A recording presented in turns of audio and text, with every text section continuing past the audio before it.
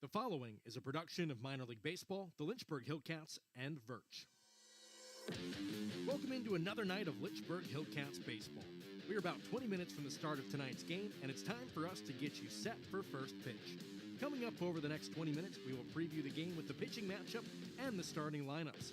We'll also sit down with tonight's pregame interview. And finally, we'll look around the Carolina League and update the standings. Hillcats baseball is on deck, but first, to preview tonight's game, here's Connor Young. Welcome back to the Bank of the James Stadium in Lynchburg, Virginia. Long time no see. It's been a while since we have seen the Cats back here in their home Hill City. But I'll tell you what, they haven't minded the road trip one bit. We will cover that in just a second. But first, my name is Connor Young, and I will be the host of the Lynchburg Hillcats pregame show as always. And you're listening to the Lynchburg Hillcats Radio Network. So, about them Hillcats, they had quite the successful road trip against the leaders in the Carolina League North and one of the best teams in the league through the first couple months of the season in the Fredericksburg Nationals. Lynchburg, they took the series away from the Fred Nats 4-2, and we will break down the series through our series recap.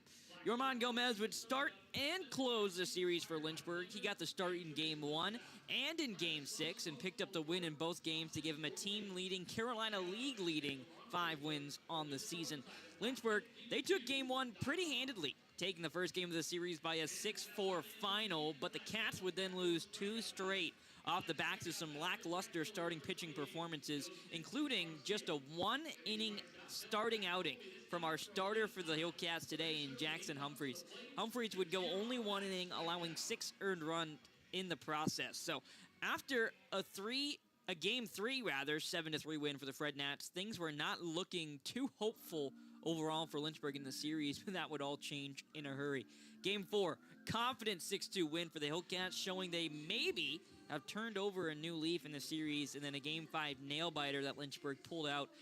That solidified the fact that the Hillcats were playing some of their best baseball of the season. Game 5, that would go 12 innings, the longest game of the 2024 season for Lynchburg, and they would explode in the top of the 12th inning offensively to secure the extra innings win handedly by the time the bottom of the 12th rolled around. Game 6, I already spoiled it, but that was the second solid start of the series for Gomez, where he would pick up the win. Angel Hanal, Ralphie Velasquez, both of those guys throughout the series were the 2 Hillcats that really stood out.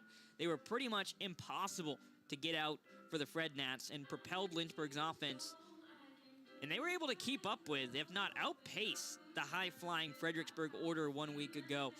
But now, let's meet both of our starting pitchers ahead of a fresh 6-game slate this week between Lynchburg and the Red Sox. Jackson Humphreys, 13th ranked prospect in the Cleveland Guardians organization according to MLB Pipeline. And Humphreys, he was coming off 3 consecutive great starts. Heading to the last start we saw from Humphreys at the Bank of the James Stadium against Delmarva right here in Lynchburg. However, in that start, 2 home runs would spoil the start in what could have been Humphreys' 4th good outing in a row. His next and most recent start wasn't much better. It was actually worse. He would only go for 1 full inning, walking 4, allowing 6 earned runs. Walks, that's been the biggest issue for Humphreys, the free passes. When he has his command, you see why he's such a touted prospect. And we've seen glimmers of something special this season from Jackson Humphreys. The Hillcats are hoping to see it again to start off the series against Salem tonight. Salem's man, Noah Dean, he's coming off back-to-back relief appearances coming into this game. But this will be his first start in a while, and both of his most recent relief outings were solid, which has earned him that nod from manager Liam Carroll. In his last relief appearance, he went 3 innings, 2 hit, no run ball, walking 3 and striking out 1. You aren't going to see a lot of strikeouts from Dean. He definitely plays to contact, but when he's on, it doesn't matter. He'll get some contact, but a lot of it very soft. And as of late, Noah Dean has been on, and that's exactly what we've seen from him out of the bullpen, hoping to see the same in the start here to start us off in this 6-game series. With that, let's take a look at the schedule around the Carolina League today, as well as the Carolina League standings. And those standings look more and more favorable to our hometown Hillcats with each passing day. Starting with the schedule. 6:30 starts all across the board for the most part, and then one 7:05 p.m. Eastern start. We'll get to that in a moment. But Salem and Lynchburg, they'll start at 6:30 p.m. Eastern, right here from the Bank of the James Stadium. Fredericksburg will take on Down East. Those two teams right above Lynchburg in the standings. It's getting real close at the top of the North, so that's a series to keep your eye on for Hillcats fans. That's going to get going at 6:30 p.m. from Granger Stadium. Delmarva, they'll go to Zebulon, Carolina to take on the Carolina Mudcats. 6:30 p.m. Eastern start slated for that. Augusta and Fayetteville, 6:35 p.m. start in Charleston. Myrtle Beach, 7:05 p.m. Eastern from Pelicans Ballpark. That brings us to the standings.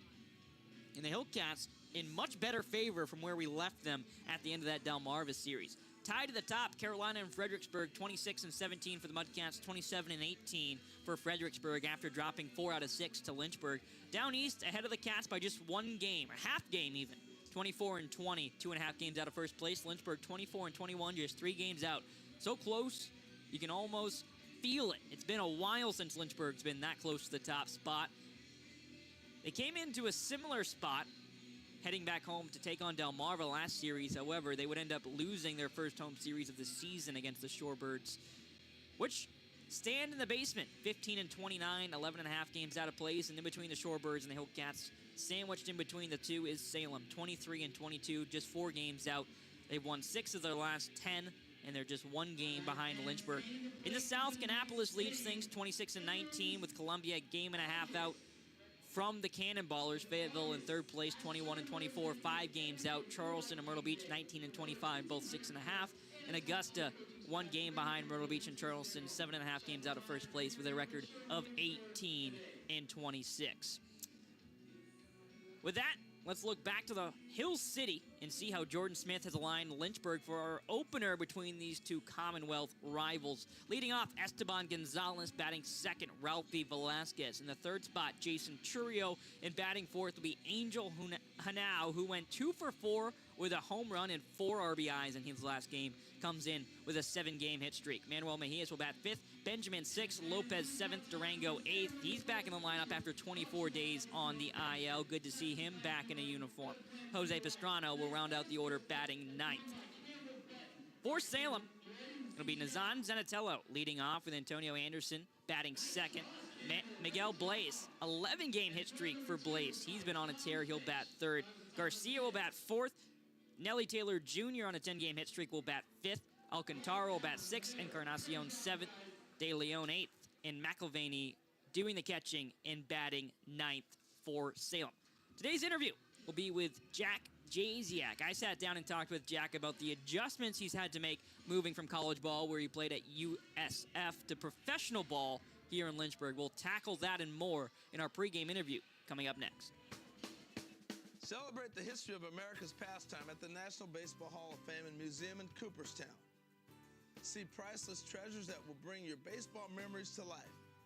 Connect with events that shape and change the game and our country. And relive the careers of legends who have earned the greatest honor in sports. Our stories to tell, your memories to share. Plan your family visit today at baseballhall.org. Hey Hillcats fans, has your big bank just closed its doors? Come on over to Bank of the James. We make banking better in just 3 easy steps.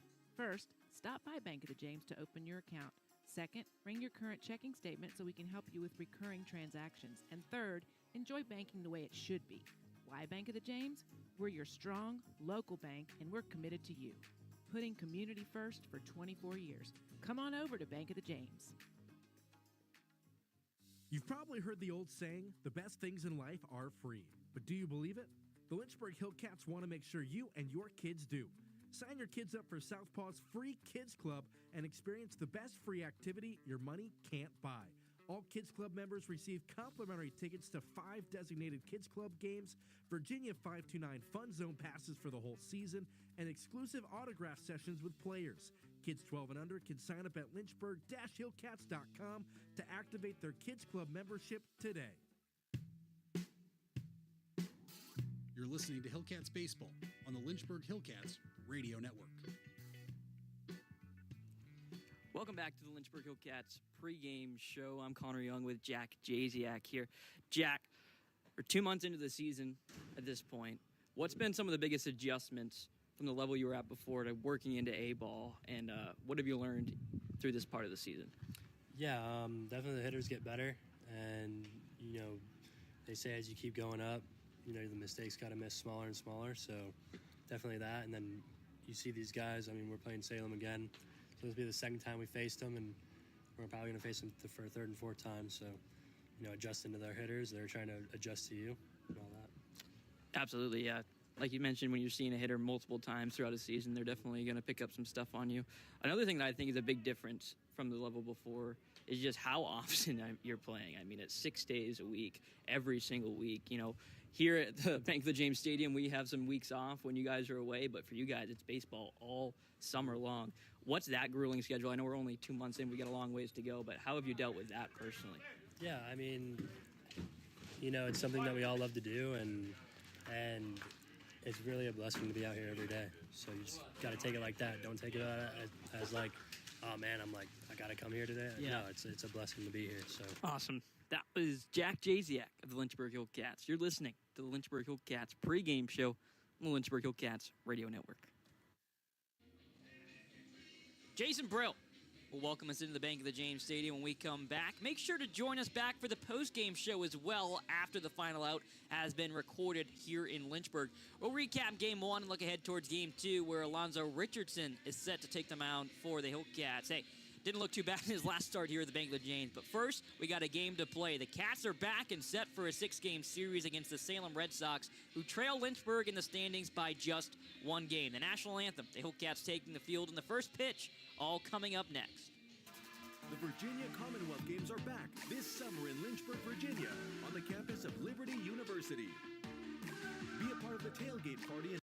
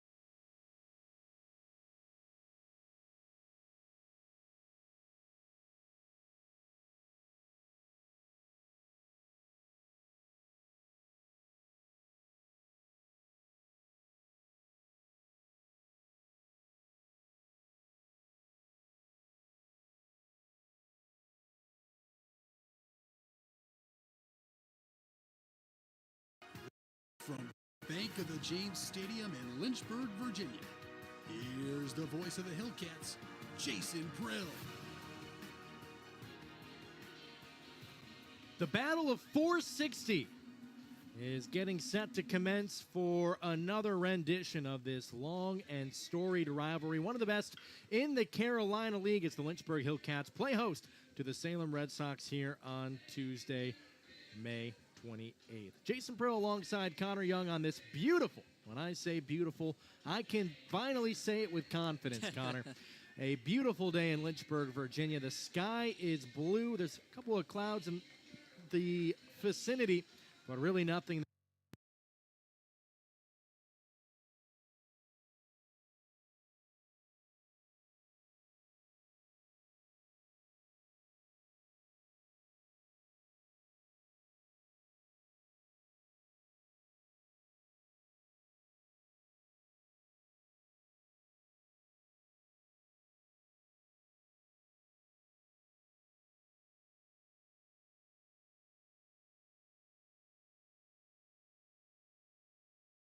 So Lynchburg looking to come and keep the good times rolling.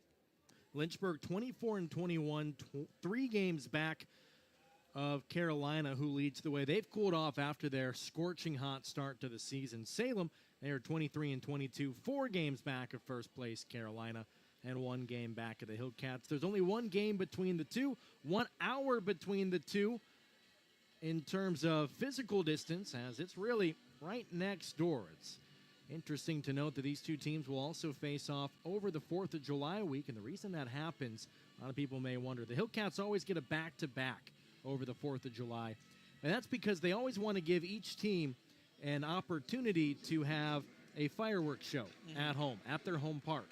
Well, because Salem and Lynchburg are so close, and Salem has their 4th of July fair every single year, their community fair, at that same time, around the 4th of July into the next week, they can't host either of those 2 weeks for the 4th of July. So the Hillcats get both fireworks shows come the 4th of July. So when Salem is in town, we'll have plenty of fireworks to go around, as Lynchburg and Salem will pick it up again in just about a month and a week or so.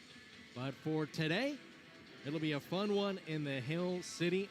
The teams are getting ready to go. The hype video is playing, which means it's time for us to step aside and toss it down to Steve Stillwell, our PA announcer, to get us all set for first pitch in Lynchburg. Don't go anywhere. Plenty more baseball to come as we step aside for just a moment on the Lynchburg Hillcats Radio Network.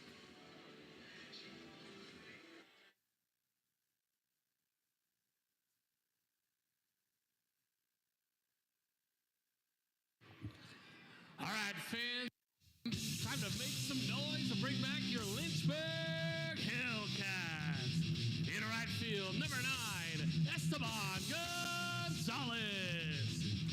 In center field, number 8, Jason Churio. In left field, number 23, Luis Durango.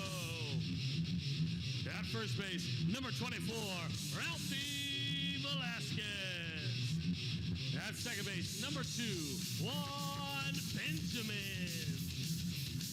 At shortstop, number 7, Angel Hanau. At third base, number 1, Jose Pastrano. And the designated hitter tonight for your Hillcats, number 12, Robert Lopez. And on the mound, number 15, Jackson Humphreys.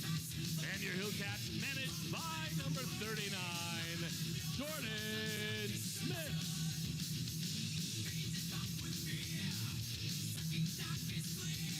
Fans, at this time, in honor of Memorial Day, we would like to take a moment to remember the sacrifice of Corpsman Maxton W. Soviak in Afghanistan in 2021. He was killed in action while conducting a non-combatant evacuation operation in Kabul, along with 12 other servicemen and women. We will forever remember their service and sacrifice to our great country, and we will now have a moment of silence in honor of every life lost defending our freedom. And Corpsman Maxton Soviak is a friend of Chance Atkins, one of our grounds crew members here in Lynchburg.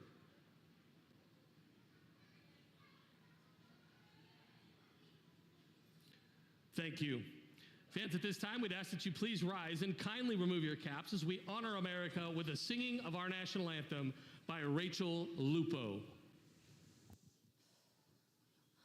Oh, say, can you see by the dawn's early light what so proudly we hailed at the twilight's last gleaming, whose broad stripes and bright stars through the perilous fight o'er the ramparts we watched were so gallantly streaming, and the rocket's red glare, the bombs bursting in gave proof through the night that our flag was still there. Oh, say does that star-spangled banner yet wave o'er the land of the free and the home of the brave.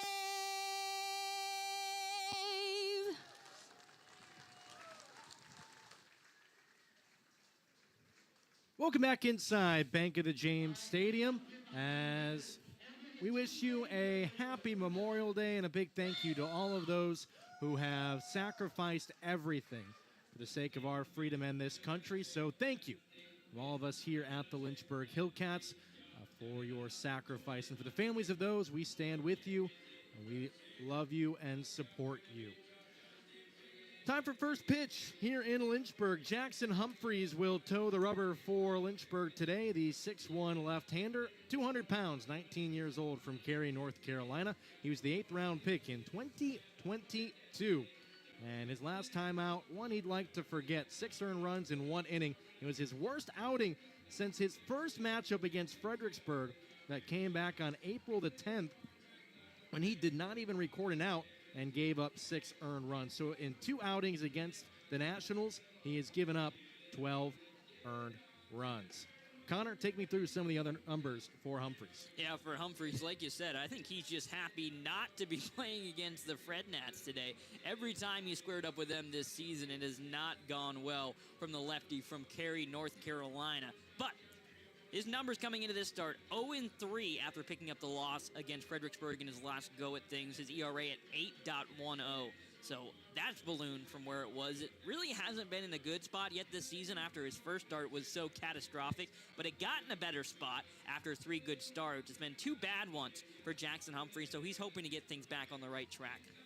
The lineup for Salem, they've really not had a great season thus far, but Connor, how about you take us through it? Yeah, for Salem, it'll be Zenatello leading off. He went over 3 with a strikeout 1 game ago. He'll do the DHing. Antonio Anderson will bat second, and Blaze will bat third. That's 3 top prospects batting 1, 2, 3 for the Red Sox. Down the line, it'll be Garcia batting 4th, Taylor Jr. batting 5th. He's on a 10-game hit streak. He's been really good for them this season, especially as of late. Alcantara will bat 6th, and Encarnacion will play first, bat 7th. De Leon in the 8th spot, and the catcher McElvaney will round out the lineup, batting 9th.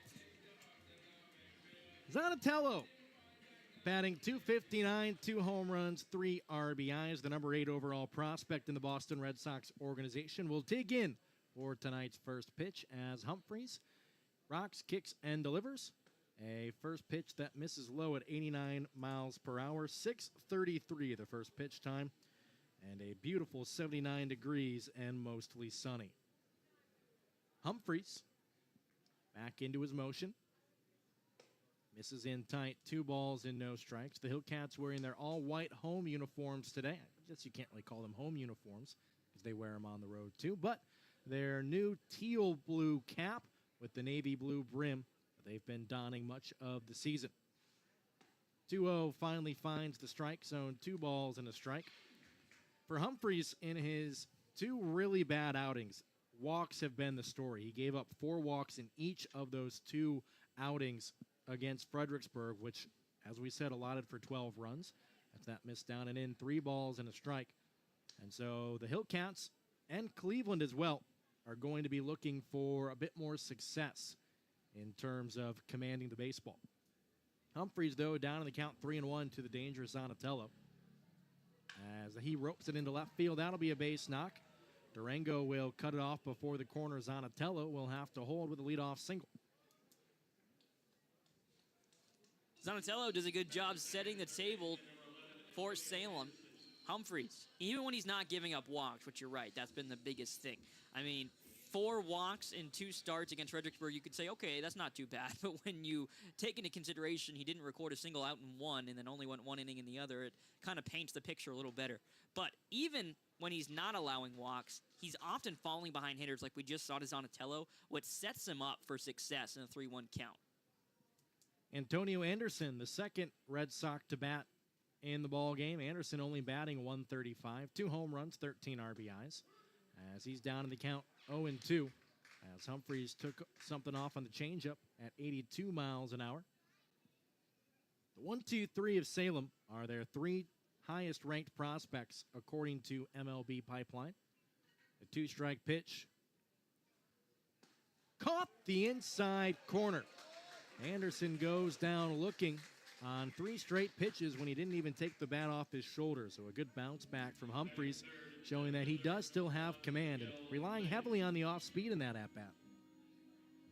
Able to throw it for strikes, and that's the biggest thing. Anderson fooled on all of them, as that'll bring up Blaze, who's been the most dangerous hitter in this Red Sox order, especially over the last 11 games. Blaze hitting .252, 4 home runs, 18 RBIs. He takes inside for ball 1. Blaze, the 4th-ranked prospect in the Red Sox organization. He's in center field tonight, wearing bright yellow cleats, shin pads, elbow guards, and all the accessories, bright yellow. Throw back to first as Donatello back standing.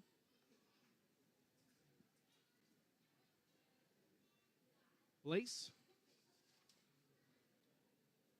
the native of the Dominican Republic, 6 foot 170 is the right-hander. He chops it over toward third. Pastrano behind the bag will go to second to try to get the lead runner, not in time. Probably not the right decision for Pastrano, as he had to wait back to see if it hit off the bag. And at that point, Donatello had an easy opportunity to get to second. And now there's 2 aboard with only 1 away, as Justinson Garcia will step in. Tough play for Pastrano to make. He's deep in the hole there. It's like you said, you had to go back on that ball. Blaze with good speed. He's going to be a tough out at first. Although I agree, I would like to see him try to make that play rather than get Donatello at second. That play was certainly not going to be all that close. Nevertheless, everyone's safe. Justinson Garcia takes a called strike. If Blaze is the best hitter in the lineup, then Garcia is right behind him. He's batting .267, 5 home runs, 19 RBIs, an OPS of just under 900. 1 tick to be exact. Humphreys checks second, the 0-1. Fouled away a good hard fastball at 92, jammed him on the hands. And Garcia down in the count 0-2. So an opportunity for Salem here to jump on the board first with 2 aboard and 1 away in the top of the first inning. The infield single for Blaze, now 12-game hit streak for the center fielder. He's on a bit of a tear. He also has 16 stolen bases, but unless they send Donatello, who only has 1 in front of him, it is nice to have a little bit of that protection, knowing that he's got a man in front of him. 2-strike pitch from Humphreys as Garcia digs back in. Here it comes. Ground ball over toward third again, but this one a little bit to the left of the bag, and we'll regroup. Seems like Humphreys has had his best command with his off-speed so far, as he's going with the off-speed pitches to try to put guys away. He did it with Anderson, and he went to it there with Garcia. Humphreys has 20 strikeouts coming into today, now 21. Now 22. He went out of the zone, and Garcia couldn't lay off 85 miles an hour. And once again, the off-speed fooling the Red Sox. They must be sitting on something, because Humphreys is fooling them with his off-speed stuff. Yeah, Humphreys, we've seen him be a strikeout guy. I mean, even 1 game ago where he only went 1 inning, allowed a lot of hits and a lot of walks. 2 of the 3 outs he recorded was via the strikeout. So he punches a lot of guys out, and you're right, today, Salem seems confused by the strategy, and that's another breaking ball to start off the at-bat for Humphreys. I will say, we haven't seen him go to that pitch as often, especially earlier in the count, as we have today. He's been fastball heavy for much of when we've seen him, at least the first time through the order, but relying heavily on the off-speed stuff today. Taylor watches the 1-0 across the zone, 1-1. Taylor on the season, tied for first in the Carolina League in doubles with 13. So he tends to plug the gap. He's hitting .265. No home runs, though. 18 RBIs. The 1-1. just missed off the outside edge. 2 balls and a strike as Humphreys didn't get the call. Our umpires tonight, Gustavo Garza behind the plate calling the balls and strikes, and Derek Pacheco in the field. We've seen this crew for the 3rd time at home this year. The 1-1. Breaking ball missed in tight. 3 balls and a strike. As Humphreys now down in the count. And Taylor an opportunity to try to gap one. There's a large gap between right field and center field, with Gonzalez and Churio spread pretty far apart. The 3-1 goes up and in, and Taylor draws the walk, and now the bases are loaded. First walk allowed by Humphreys, but that doesn't really eliminate the fact that he's been in trouble really since the start of this inning.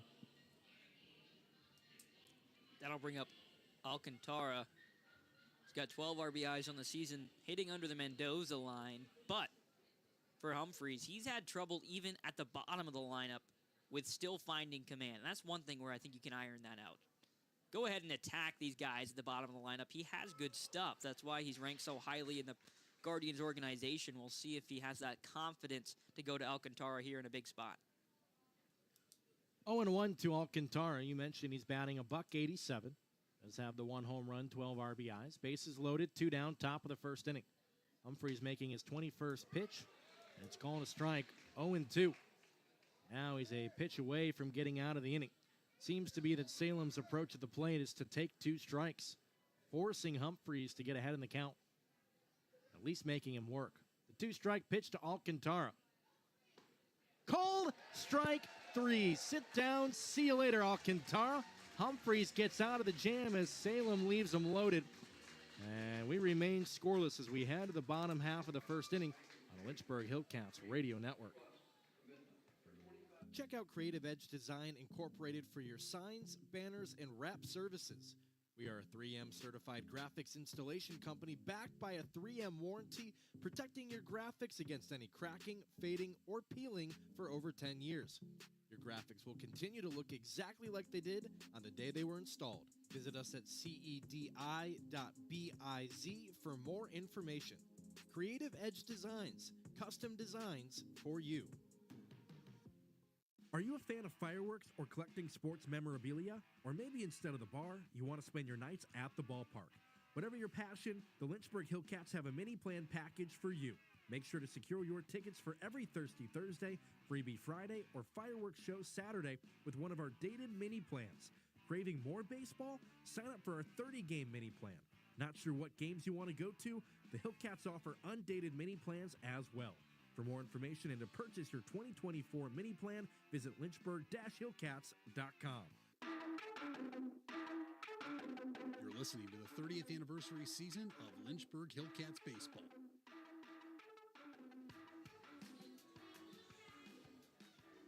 Noah Dean will be on the bump for Salem here this afternoon as the 5th round pick out of Old Dominion returns a little bit closer to his old stomping grounds. He's been in Virginia for a long time. Noah Dean from Hackensack, New Jersey. Connor, take us through the numbers on Noah Dean. For Dean, his numbers come in at 0-2 record with a 5.47 ERA. Not the best, like you said, no stranger to pitching in Virginia. Product of Old Dominion. He was drafted out of Old Dominion in the 5th round of the 2022 MLB draft. He has a bit of a 3/4 arm slot delivery that can be deceptive at times. He mainly works fastball, curveball, changeup. Esteban Gonzalez has it hit off the inside of his bat. He flares out to De Leon at second for out number 1. The defense for Salem, Taylor Jr. in left, Blaze in center, Garcia in right. Anderson over at third, Alcantara at short, De Leon at second, Encarnacion at first. And McIlvaney will be behind the plate. Ralphie Velasquez, he's back up above 275 with 7 home runs now after a good week in Fredericksburg as he leans out of the way and takes a big breath for ball 1. Ralphie, the Guardians' 1st round pick a year ago, as he ropes that into right field, a breaking ball, but lined right at Garcia for out number 2. Two gone for Dean, and that'll bring up Angel Hanau, who hit 7 for 22 while launching his 6th home run of the season against Fredericksburg, which puts him just one long ball under Ralphie, who we just saw, for the team lead. And Hanau also drove in 6 runs, much like Velasquez did in the Cats' most recent series. Those two really the battery of the Hillcats order, which jolted back to life while in Fredericksburg.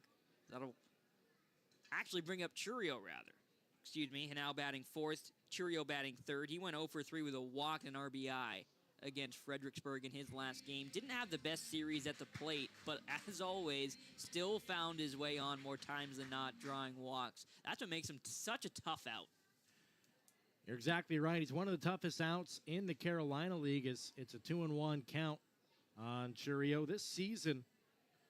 In terms of on-base percentage, he's not even in the top 10, which is really shocking considering how many times he walks. 31 is his total. You would expect him to be higher up in the on-base percentage rankings. Actually, I take that back. I read the wrong name. He is 5th in on-base percentage in the Carolina League. It's game 1 of 6. Brain a little bit fuzzy so far. Here's the 2-2 from Noah Dean trying to work a quick first inning. He got him. Churio chased a 94-mile-an-hour fastball up in the zone. And a 1-2-3 first for Dean as we head to the second. Scoreless on the Lynchburg Hillcats Radio Network. Scientech Systems is your technology partner. Whether it's business class internet, phone and TV, or their world-class IT services, Scientech is here to manage your technology needs so you can focus on what you love to do. Visit Scientech.com for a free quote today. Celebrate the history of America's pastime at the National Baseball Hall of Fame and Museum in Cooperstown. See priceless treasures that will bring your baseball memories to life. Connect with events that shape and change the game and our country. And relive the careers of legends who have earned the greatest honor in sports. Our stories to tell, your memories to share. Plan your family visit today at baseballhall.org.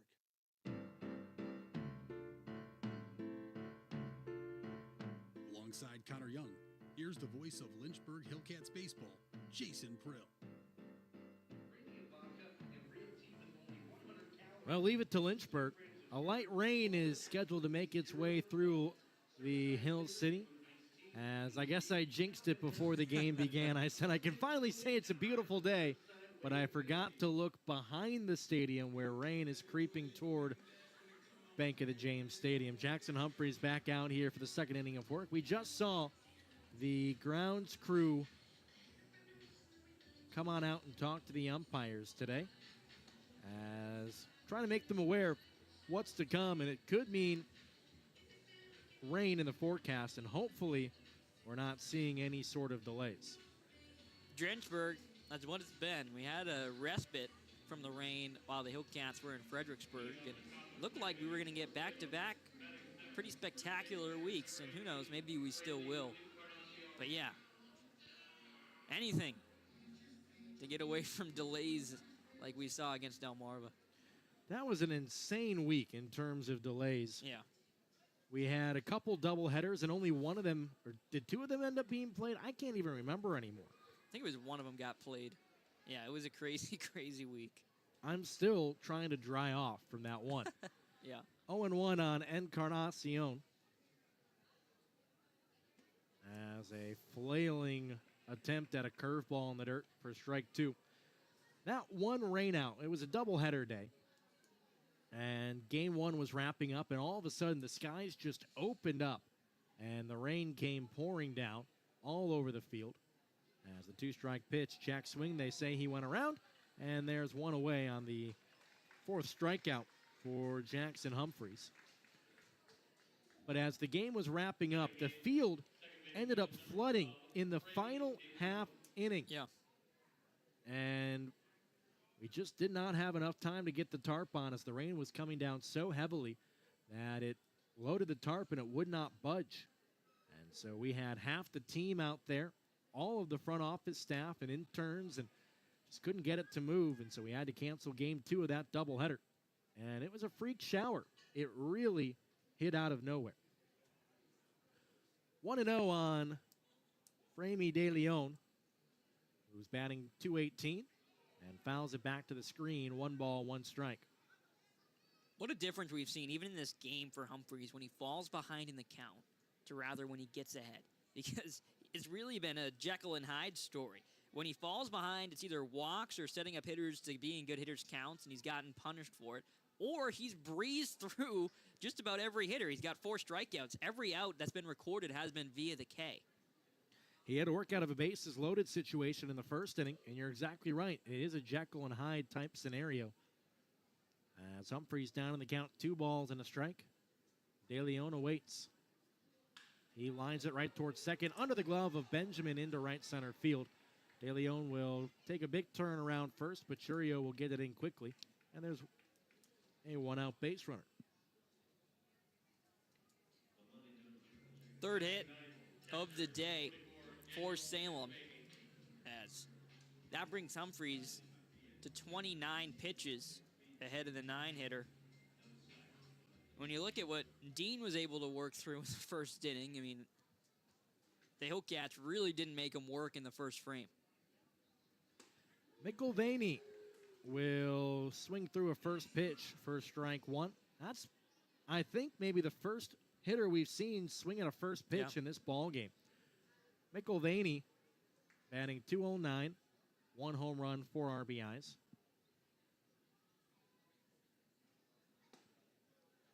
As that missed just a tick low at 92, 1 ball, 1 strike. De Leon over at first. On the season, De Leon has 5 stolen bases. He's 5 for 8. The 1-1, missing down and in. 2 balls and a strike.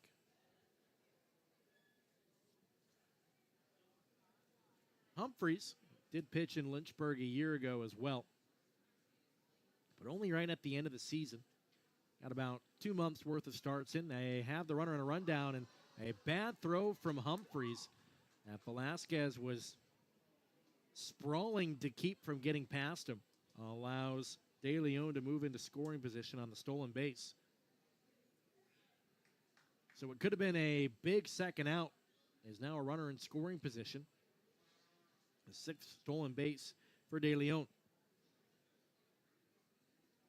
The 2-1.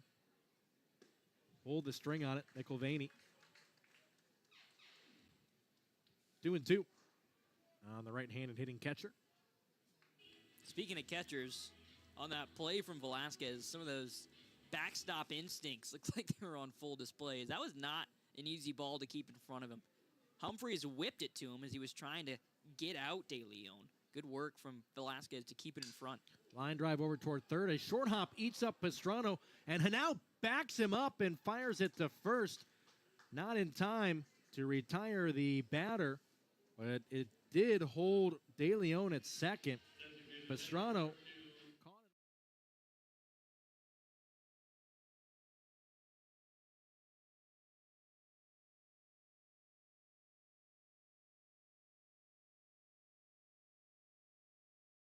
back him up, being in the right spot, like you noted, Jason. To see him make the throw, though, that scared me a little bit. And that sometimes is just your arm is too strong for your own good, where you feel like you're in every play, that you'll make a throw like that. Luckily, Velasquez able to once again keep it in front. How much has he improved, by the way, at first from where we saw him early in the season? He's done a great job, has Velasquez. You can see his confidence getting better and better each and every time he steps out of the dugout. As now his bat's finally catching up to where his glove had improved. And Zanatello drives that to left field. Durango ranging back, leaps, collides with the wall, makes the grab. Tagging and going to third is De Leon. As Zanatello gave it a ride, and Durango, welcome back from the IL, crashes into the left.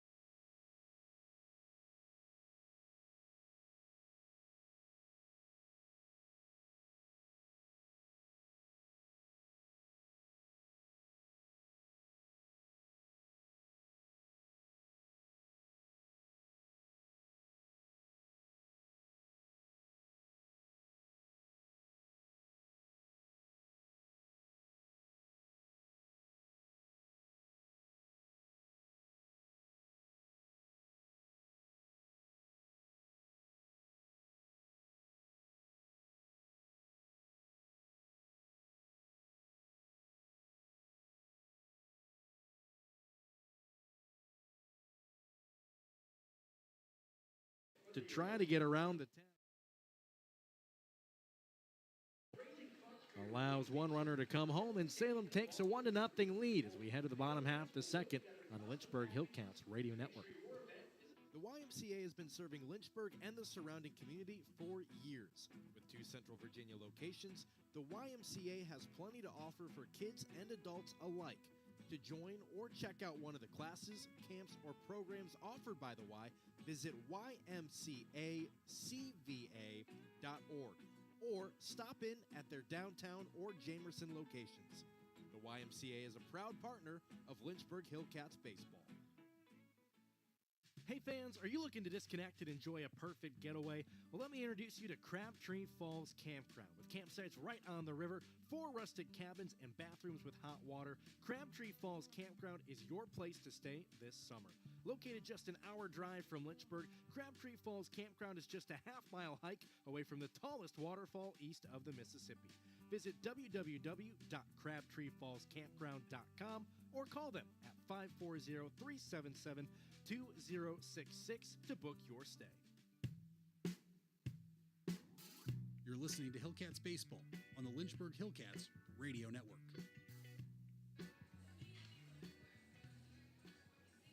Noah Dean back out there for another inning of work. No relation to Jimmy Dean, the sausage company, as Noah Dean worked 1, 2, 3 through the first inning. The dark clouds really starting to creep toward Bank of the James Stadium from past the left field corner, as they're starting to cover up some of the Blue Ridge Mountains in the distance. There was no rain in the forecast all day long. No, I checked right before the game. It was perfect. When it's humid, though, that tends to happen. You get spot showers, as Angel Hanau will lead things off. Boy, there's been nobody off to a bigger tear than Hanau in recent weeks, as he takes a called strike 0-1. His average up to .340, good enough for third in the Carolina League, as he swings and misses for strike 2. Hanau also has 6 home runs, 35 RBIs, and actually, when you look at the numbers, you have to go past the third digit of the batting average to find the difference between the number 2, Gavin Dugas, who was just called up from Fredericksburg today, and the number 3, Angel Hanau. Here's the 2-strike pitch. He watches it off the inside corner, 1 ball, 2 strikes. Thought that would have been called strike 3 based upon how Gustavo Garza has been calling things. Now the 2-strike delivery to Angel Hanau. He got him that time. He went with the slider, and there's 1 away. Second strikeout for Noah Dean. If there's been one flaw in Angel Hanau's approach to the plate, and it's hard to really pick one out, but it has been that he has been a free swinger, which works when you're batting .340 and on a tear. I mean, that'll help, and that's part of why he's been hitting the ball so well. But the strikeout to walk ratio, not in an amazing spot where every single other one of his numbers are. So that's the one thing you would like to see maybe Angel Hanau make a tweak in, but at the same time, when you're batting .340, not much to change. Manuel Mejias fouls it back for strike 2. Mejias also hitting well at .280, a home run, 11 RBIs. Also, a change was made to Angel Hanau's swing over the offseason. He's extending his arms a bit more. He used to keep it short and quick through the zone. Now he's extending it, which has helped increase his batting average, but you also lose a bit of some of that control with your swing. As Mejias swung underneath a high fastball for out number 2. 3 straight strikeouts for Noah Dean dating back to the first inning.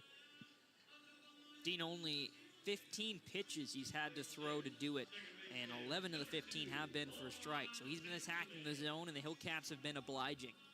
Looks like the rain has started to fall here in Lynchburg as fans are heading toward cover as it misses upstairs to Juan Benjamin. That was a quick exodus by the fans. Typically, you see a slow trickle toward cover. The 1-0 to Benjamin caught him inside and hit him on the elbow. So Noah Dean gives up his first base runner on a hit-by pitch. And Benjamin will take the painful walk down to first. It's only the 5th hit batter by Noah Dean.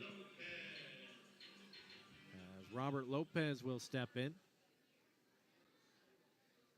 And Benjamin's still a bit shaken up. Shaking out that left elbow, and now the rain's starting to come down a little bit harder. I don't think we're going to stop play.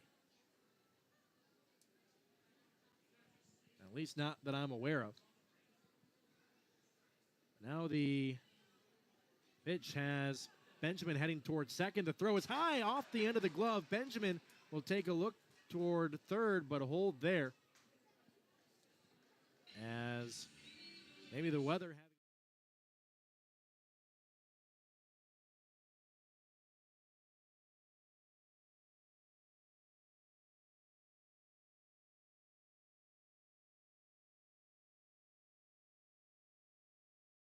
He was good in that department last year. He's been good on the base paths in 2024. Robert Lopez takes well upstairs for ball one. Lopez batting .218, 1 home run, 14 RBIs. And you want to talk about a player who has cooled off mightily. Robert Lopez, his average used to be up around .280. Yeah. And now he's down below .220. And that wasn't a small sample size above .280. It was a full month of baseball and even a little bit more. As the 2-0 now to Robert Lopez. He had the incredible series earlier in this month and has since just absolutely fallen off the map. Dean fires it on the corner. 2 balls and a strike. Lopez took an 0 for 5 in his last game. For him, even when he's been hitting for average, just haven't really seen that power. He's only got 3 extra base hits on the season. The 2-1 flared out toward left field, out to get through. Benjamin being waved around. Taylor's going to come up throwing. He bobbles it. The throw is strong. It's up the line, and it's an error as it goes to the backstop. And Robert Lopez delivers. He finally breaks that slump and picks up an RBI base hit. The throwing error by the left fielder Taylor allows Benjamin to slide in safely.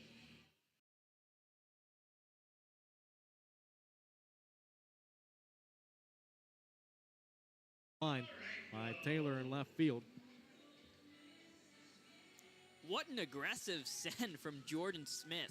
I mean, that ball, I think, landed on the lip of the infield, took a couple bounces and a roll to the left fielder, Taylor Jr. Benjamin with good speed, but if Taylor Jr. makes a decent throw, and I think he was surprised by the send as well, because he kind of casually scooped that ball up and then realized, oh, I got to crow hop and fire here. And luckily, the throw off line, Benjamin able to get in there safely. But Jordan Smith, aggressive on the base paths. I like it. He's never been shy at being aggressive. As Durango, in his first plate appearance since coming back from injury, fouls it away 1-1. An opportunity to deliver an RBI base knock as well. He's batting .327, no home runs, 7 RBIs. He was a consistent bat. He was finding himself in the 9-hole pretty consistently before his ankle injury. And the way he had to be carted off the field, we thought could be a really devastating injury as Dean grip locked it to the backstop and Robert Lopez 90 feet closer.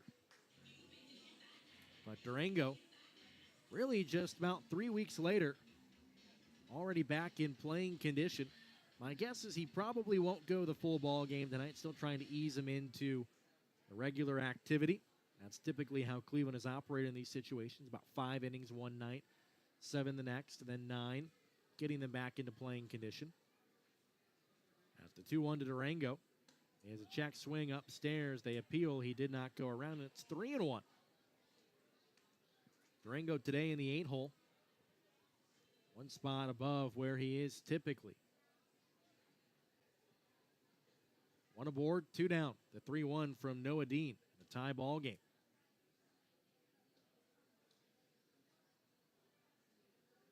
Up and in, and it caught him. So Durango goes from an ankle injury to being hit in the elbow. And another dangerous base runner for the Hillcats, a second hit batter here in the inning. And Noah Dean, after cruising through the first inning, struggling in the second. That'll bring up Jose Pastrano, who's been struggling at the dish. But Durango with good speed at first. There is 2 outs in the inning, so you got to be careful about the first and third steal if you wanted to get creative and aggressive on the base path, as Jordan Smith has made a trademark of his. But with Durango, I mean, he's got great speed anyways. You would probably feel okay with him taking second, not even in a first and third. And with Pastrano at the dish, who has been not your strongest hitter, especially with runners in scoring position, who knows, you might want to try to manufacture the second run of the ball game on the pass. Luis Durango, no coverage at first base, so he can take as big of a lead as he wants.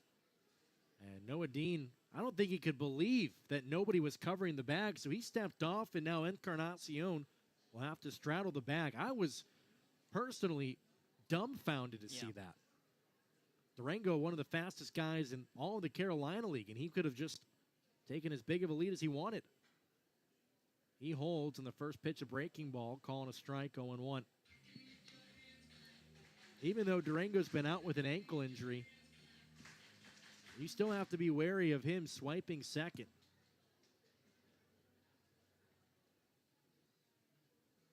Here's the 0-1 from the left-hander. That's a throw over. And Durango back with a dive. 1-1 our score, bottom of the second inning. Here in Lynchburg in the opening ball game of this series between Lynchburg and Salem, the Battle of 460. It's the highway that separates the two clubs. The 0-1. Called a strike, 0-2. Pastrano backed out of the box, thinking that it was going to be well inside. But he got fooled. There's 2 strikes on him now. He'll have to protect. Lopez at third. Durango at first. 2 down. Bottom the second. The lefty kicks. And fires. Jam shot. Shallow center. De Leon will backpedal and make the grab to end the inning. Lynchburg puts a run on the board thanks to the aggressive base running by Jordan Smith and the Hillcats, as we've knotted it up at 1 apiece on the Lynchburg Hillcats Radio Network. Wondering how to buy tickets to minor league baseball games? Look no further than the Bally Live app. Download Bally Live today and you can buy tickets to your favorite minor league baseball games and watch in person.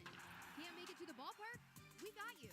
Watch every minor league baseball game for free on the Bally Live app all season long. Pick your favorite team, track stats, chat with friends, and earn rewards in the game center. Download Bally Live from the app or Play Store today. Hey Lynchburg, we all miss the good old days, which is why the Lynchburg Hillcats are bringing back simpler times, May 28th through June 2nd, as the Salem Redsox come to town. For one night only on Thursday, we're bringing back beer pitchers as part of our Thirsty Thursday campaign. That's right, a full pitcher of beer for one low price. Then on Friday, we'll party like it's 1995 with a vintage Hillcat jersey giveaway. On Saturday, we'll shake up the present by wondering what could have been had the 2015 rebrand looked a little different. Get your tickets at lynchburg-hillcats.com. You're listening to the 30th anniversary season of Lynchburg Hillcats baseball.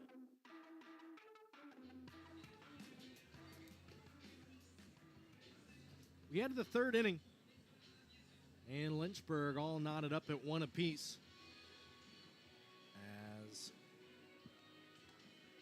both teams putting a run on the board in the second inning. The rain seems to have tapered off for the moment. It hit for about 20 seconds, came down pretty heavy, and sent the whole front office staff toward the tarp. And it has since slowed down a little bit, enough that people are returning back to their regularly scheduled seats behind home plate. As Miguel Blaze, he reached on a infield single to third base when Pastrano decided to go to second with the throw and retired nobody. The first pitch from Humphreys misses out wide for ball 1. He's about to make his 40th pitch of the ball game. Already has lasted longer than he did in his last outing. As Blaze pops it up and out of play, 1 ball, 1 strike. Blaze, the 4th-ranked prospect in the Red Sox organization, like we talked about in his first at-bat. His prospect stock really climbed after he was clearly the best prospect in the rookie-level Florida Complex League in 2022. 1-2. It's amazing how what one season in the Complex League can do to your standing within the organization, because whether we like it or not, it's hard to get footage from the Dominican and all the leagues that are happening down there, and so you're relying on reports a lot of times, and these organizers that are keeping track of all this data and sorting through it and trying to find the best prospects to list, they don't have much to go on from down in the Dominican, simply because there's really no video feeds and there's not much data available. Right. But when you come to the Complex League and you have one good season, all of a sudden they can say, oh, wow, this guy is advanced for his age. And that's really what they're looking for, guys who are advanced in their age when they're in the Complex League to make the move up. And it's why Lynchburg just added a new infielder as the 2-2 on its way from Humphreys, missing inside, full count. Yesterday, the Hillcats added Fran Aldui, who's only 20 years old, but he was hitting above 400 in the Complex League to start the season. The umpire not granting Blaze with a timeout, and now a pitch clock violation has been called on Humphreys, and Jordan Smith immediately out of the dugout as Blaze was trying to signal for time, and he gets the benefit of the doubt of not getting it. Yeah, it's a strange situation as Humphreys probably assuming he's going to get that timeout granted as a max exodus in the Bank of the James Stadium takes place again as the rain starts to come down, and it's coming down with some wind. Yeah, that wind is blowing pretty heavily right back behind home plate. So the fans who had returned to their seats now going back to their adopted seats. Jordan Smith still having the conversation with Gustavo Garza. And now Jackson Humphreys also in it with Derek Pacheco. And you understand their frustration. You think you're going to get the timeout called. Right. We play on. And the rain really coming down at a hard angle. One aboard, nobody out, top of the 3rd inning. Humphreys fires it inside for ball 1, 90 miles an hour. The flag. I was going to say that flag is just about ripping off the pole down the first base line. You can see it shaking, the pole that is, as 1-1 on Yastinson Garcia. Still no move by the umpires to call the tarp out, but at the rate it's coming down, you'd have to imagine that might not last much longer. Garcia calls time and gets that granted. Jordan Smith has some words from the dugout. He's still heated. And now they're going to signal everybody off the field, and they're going to call the tarp out as we get things resituated. Now the rain's slowing down again. And the grounds crew trying to figure all this out. The Hillcats are without their lead groundskeeper right now, Tyler Bergen. He has stepped away from the organization to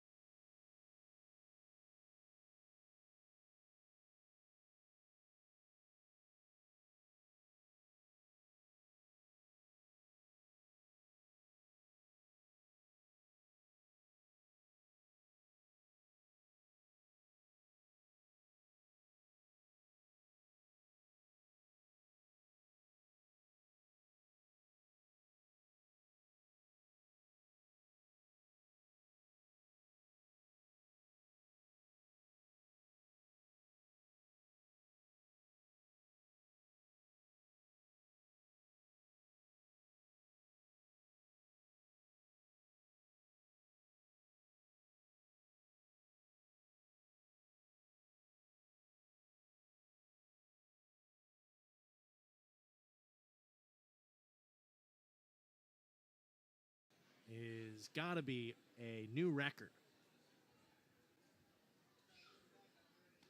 Throw over toward first, nothing doing.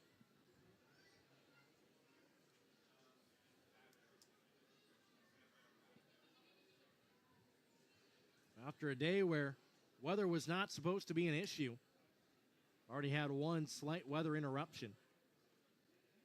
As it's 2-2 on Garcia. It's always something new in Lynchburg. Absolutely. And all you can hope for now, especially with how the weather's been over the last week or so, couple of weeks, is that that's the end of it for tonight. Because it's been so spotty. Full count on Humphreys, or from Humphreys, to Garcia. For Humphreys now, he's already at 48 pitches, that is. So he's been milked by this Salem order. You got to give credit to the approach. Ground ball to third. Pastrana on to second. Offline, but scooped by Benjamin. Back to first. Not in time. So they get the lead runner in Blaze, and Garcia able to beat it out. I think even if the throw was online, Garcia would have still beaten it out. It'll go as a 5-4 fielder's choice, as Blaze is retired for out number one in the top of the third inning.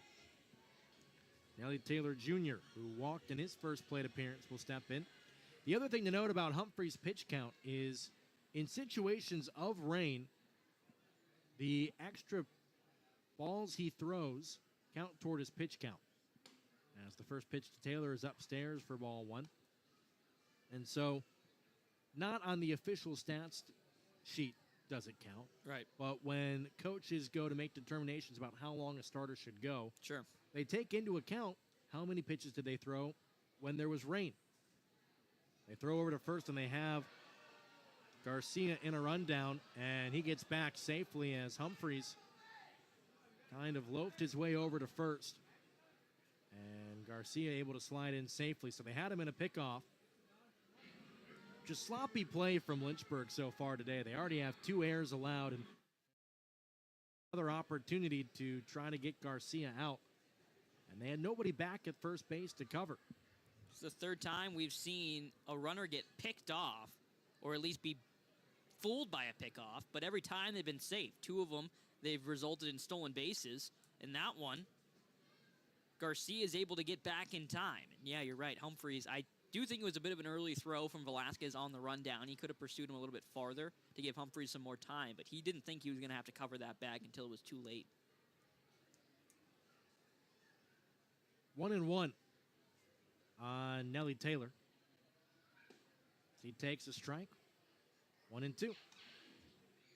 1 aboard, 1 away. Top of the third inning, 1-1 ball game. Salem making their first trip to Lynchburg this season. They did square off one time in the small town of Salem back toward the beginning of April. This time a throw over and Garcia not leaning back in safely. That was a good trip for the Hillcats. They went 5-1. It's an outstanding trip as Alfie Velasquez pieced together 2 more home runs on that road trip. As the rain picks up yet again. A 2-strike delivery from Humphreys is sailed to the backstop as the rain definitely got a piece of that one. Garcia will hold at second as that'll be a stolen base. He was taken off on the pitch. 2-2. As it looks like rain is going to be a factor for the foreseeable bit of time. Looks like the next hour or so. Hopefully that's not the case. What really seems to make things difficult is when that wind picks up at the same time. The 2-2 fouled back to the screen.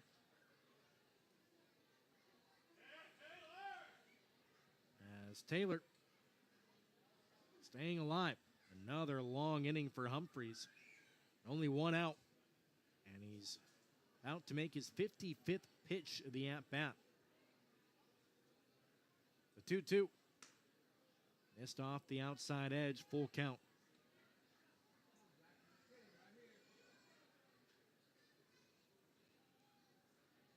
This is already the longest we've seen Humphreys go as far as pitch count goes.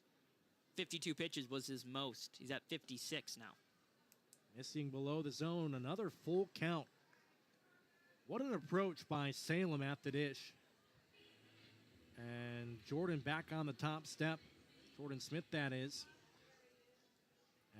As that'll be ball 4, actually, to Nelly Taylor. So a second walk for him as Harvin Alcantara will dig in. It's the third walk in the game for Humphreys, and that'll bring Tony Arnold out of the dugout, the pitching coach for the Hillcats. Seen a lot of walks and a lot of strikeouts from Humphreys, which has kind of been his MO.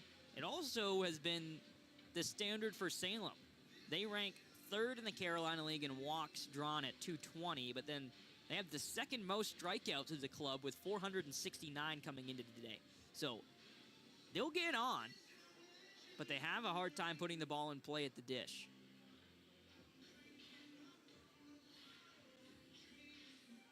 It's interesting that you mentioned that, because what we're seeing so far is really that they're taking 2 strikes. Right.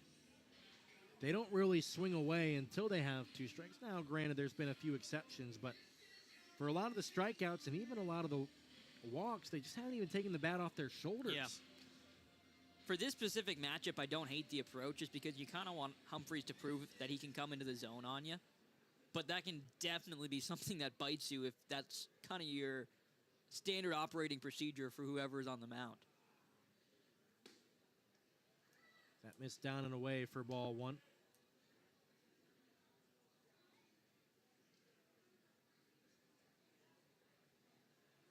The rain picking up yet again. Continues to be a factor. Humphreys will spin, throw to second, and it gets into center field under the glove of Benjamin. Garcia read it right away as Churio tracks it down, but everybody moves up 90 feet on the air.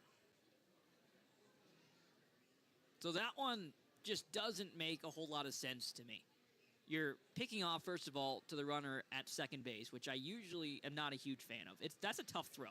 You've got a moving target in whoever's covering the bag, whether it's the shortstop or the second baseman. Not to mention, it's raining pretty hard. I mean, that just makes that throw that much more complicated. Now the infield has to come in with 1 out. I just don't agree with that decision from Humphreys at all. And as long as this inning has been, it's still a 1-run game, or excuse me, a 1-1 game. Infield pulled in, runners on second and third, 1 away on Alcantara. The 1-1 fouled away for strike 2. Rain continues to come down here in Lynchburg. Now it looks like it's slowly starting to clear up behind the cell that has settled above the ballpark. I don't think people will be returning to their seats anytime soon without a towel. A 2-strike pitch to Alcantara is down and in. 2-2. Humphreys still didn't get the call. He's made 60 pitches now. As you mentioned, Connor, his season high. They've been playing it careful with him all season long. Ground ball over towards short. Hanau scoops, comes home. The tag, and they got him. Perfectly executed by Angel Hanau and the Hillcats to get the runner at home. As Garcia.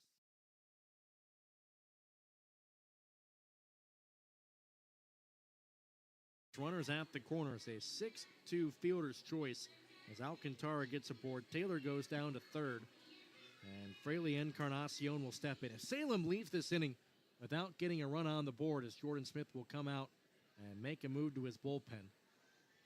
But if they can get out of this inning, the Hillcats do, what a backbreaker for the Red Sox. The table was set perfectly. There is yet to be any batter that's come to the plate in this inning who has not gotten aboard in some form or fashion. And if they walk away without putting a run on the board, they will be kicking themselves. We'll step aside and meet the new pitcher when we come back on the Lynchburg Hillcats Radio Network. The Lynchburg Hillcats are ready for a summer of fun with a fresh slate of weekly promotions for you and your family to enjoy. Every Tuesday, get a free ticket to the next Tuesday home game as part of our 2 for Tuesday promotion. Wednesday is Weenie Wednesday with hot dog deals each week, and Thursday, we'll bring back our traditional Thirsty Thursday with drink specials all night long. On Friday, join us for Freebie Friday for a new giveaway each week. We'll have fireworks every Saturday night, and kids can eat free each Sunday during the season. Get your tickets today at lynchburg-hillcats.com. Are you a fan of fireworks or collecting sports memorabilia? Or maybe instead of the bar, you want to spend your nights at the ballpark? Whatever your passion, the Lynchburg Hillcats have a mini plan package for you. Make sure to secure your tickets for every Thirsty Thursday, Freebie Friday, or fireworks show Saturday with one of our dated mini plans. Craving more baseball? Sign up for our 30-game mini plan. Not sure what games you want to go to? The Hillcats offer undated mini plans as well. For more information and to purchase your 2024 mini plan, visit lynchburg-hillcats.com. You're listening to Hillcats Baseball on the Lynchburg Hillcats Radio Network.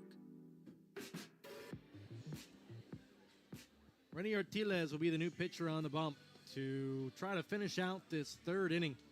2 down, runners at the corners, and it has been a messy inning, but Artiles, he's been pretty consistent and solid coming out of the pen this season.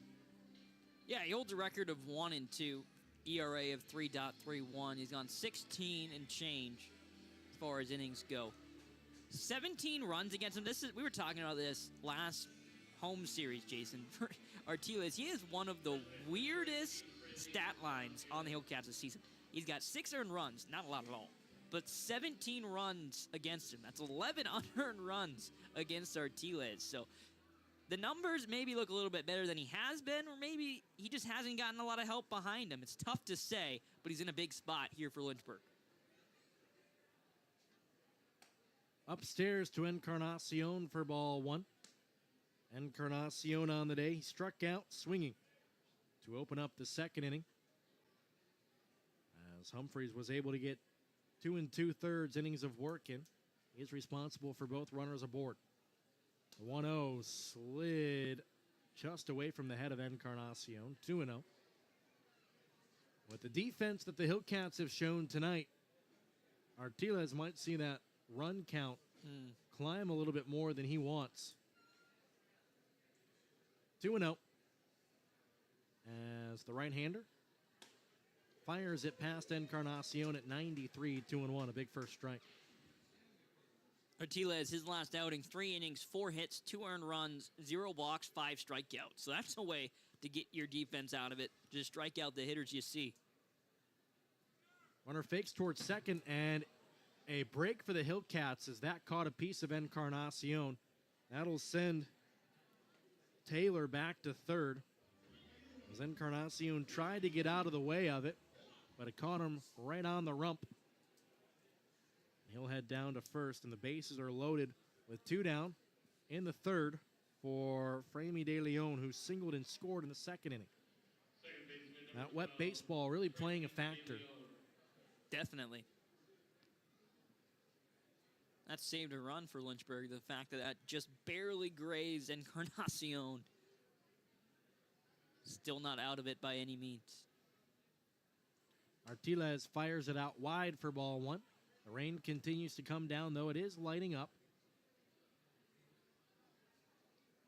And I do see some sun peeking through beyond left field, which is the direction where this storm hit from. As it finds the zone, 1 ball, 1 strike. Once again, we talk about, right before we went to break, if Salem cannot score a run here, that is just backbreaking. And absolutely frustrating first 3 innings if that's the case, as that missed upstairs 2-1. Would be backbreaking for Salem, but it wouldn't be unusual. They've left the 3rd most runners on base this season at 335. A stat Lynchburg also is near the top at. They've left the 2nd most at 358, so both these teams have not taken advantage as much as you would like. Missing high again, 3 balls and a strike, and Artiles on the verge of walking home a run. It's hard to walk into a situation where you have runners aboard. It's even harder to do it when the rain is coming down and the ball and grip that you have is just a little bit slicker. That mound, too, who knows what that looks like at this point. The 3-1 pitch, perfectly executed in a full count. So we'll have action here with the bases loaded in the top of the third inning. Tie ball game, all knotted up at 1 apiece. Taylor over at third, Alcantara at second, Encarnacion at first. Everyone who's come to the plate in this inning has reached. Both outs have been retired on the base paths. Don't say that very often. Artiles shakes on the 3-2. He kicks and delivers. Got him! Artiles as pumped up as you ever see him. Strikes out De Leon to get out of one of the most ridiculous jams you will see. We head to the bottom half of the third inning, all knotted up at 1 in miraculous fashion on the Lynchburg Hillcats Radio Network. Lynchburg Hillcats are ready for a summer of fun with a fresh slate of weekly promotions for you and your family to enjoy. Every Tuesday, get a free ticket to the next Tuesday home game. It's part of our 2 for Tuesday promotion. Wednesday is Weenie Wednesday with hot dog deals each week, and Thursday, we'll bring back our traditional Thirsty Thursday with drink specials all night long. On Friday, join us for Freebie Friday for a new giveaway each week. We'll have fireworks every Saturday night, and kids can eat free each Sunday during the season. Get your tickets today at lynchburg-hillcats.com.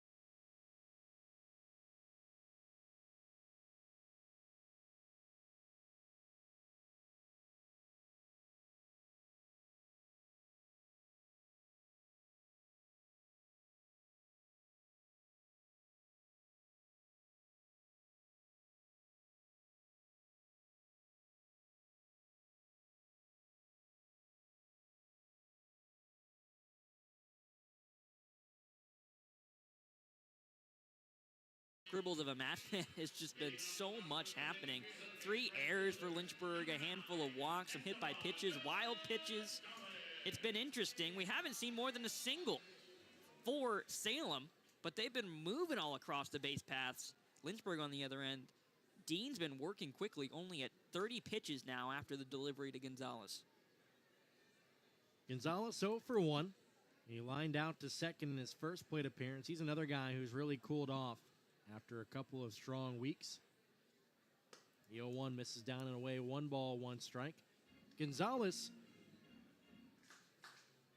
2 weeks ago, was on a heater. As the 1-1, missing out wide. 2 balls and strikes, and 1 strike. He had his average up above 300 for the season. He had hit 3 home runs on a road trip to Down East and was named Player of the Week. He swings through that, 2-2. He came back, started the series incredibly hot against Delmarva, but since then it has been a mountaintop fall as his average has dipped to 276 just over the last 2 weeks, really week and a half. Fouled back to the screen by Gonzalez. He had a hanging breaking ball that he couldn't do anything with, but we'll try it again. You mentioned his Player of the Week nomination. How about the hardware Lynchburg picked up this year? Ralphie Velasquez has a Player of the Week. Angel Hanau has one. Richardson with a Pitcher of the Week, and then the Pitcher of the Month for Wilkinson. Upstairs, full count. Seems like every week they're announcing another Hillcat has won an award for something. Even Angel Hanau has one. Yep. As the payoff pitch on its way from Noadine. Skied into shallow center field. Alcantara backpedaling, putting it away for out number 1. It's been one of those seasons for Lynchburg, though, where it seems like every week somebody is piecing it together. Yeah. And putting together impeccable numbers. Ralphie Velasquez, he had a good week last week. Takes a breaking ball for a called strike. Velasquez coming in riding a 5-game hitting streak, which started out in Fredericksburg. The 1-0 in the zone, 1 ball, 1 strike. Ralphie turning 19 today. Like you said, against Fredericksburg, he was on fire. He hit 500 in that series while hitting his 7th home run of the season. 6 RBIs to boot. He swings through that. And there's 2 down for Jason Churio. Birthday boy strikes out here. And a quick 2 outs for Noah Dean. Top of the order has gone quietly each time they've been up. It's been the bottom of the order that's caused some problems for Noah Dean one time through. Now entering his 2nd. Churio takes out wide for ball 1. Churio doesn't do it often, but he struck out in his first plate appearance. Dean rocks, kicks, and delivers. As Churio pulled out his back foot and caught a piece of his front one. 1-1. That was just strikeout number 28 on the season for Churio, and he's got 30 walks on the year. Disciplined hitter. That's what Churio is, the definition of it here in Lynchburg. The 1-1. Topped right at the plate. 1-2, an awkward swing to protect. And a breaking ball from Dean. A good slider from the left-hander that we've seen so far today. He's been solid. He's looked really good for Salem. The 1-2. Well inside. That curveball dipped way far in. 2-2. Dean in his last outing against Lynchburg picked up a no decision.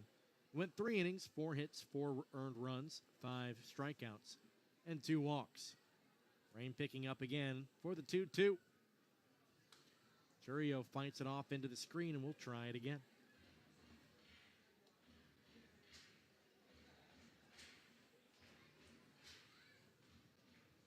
Weather continuing to play a factor. The 2-2 from the left-hander. And Churio fights it off again. Good at-bat here for Jason Churio.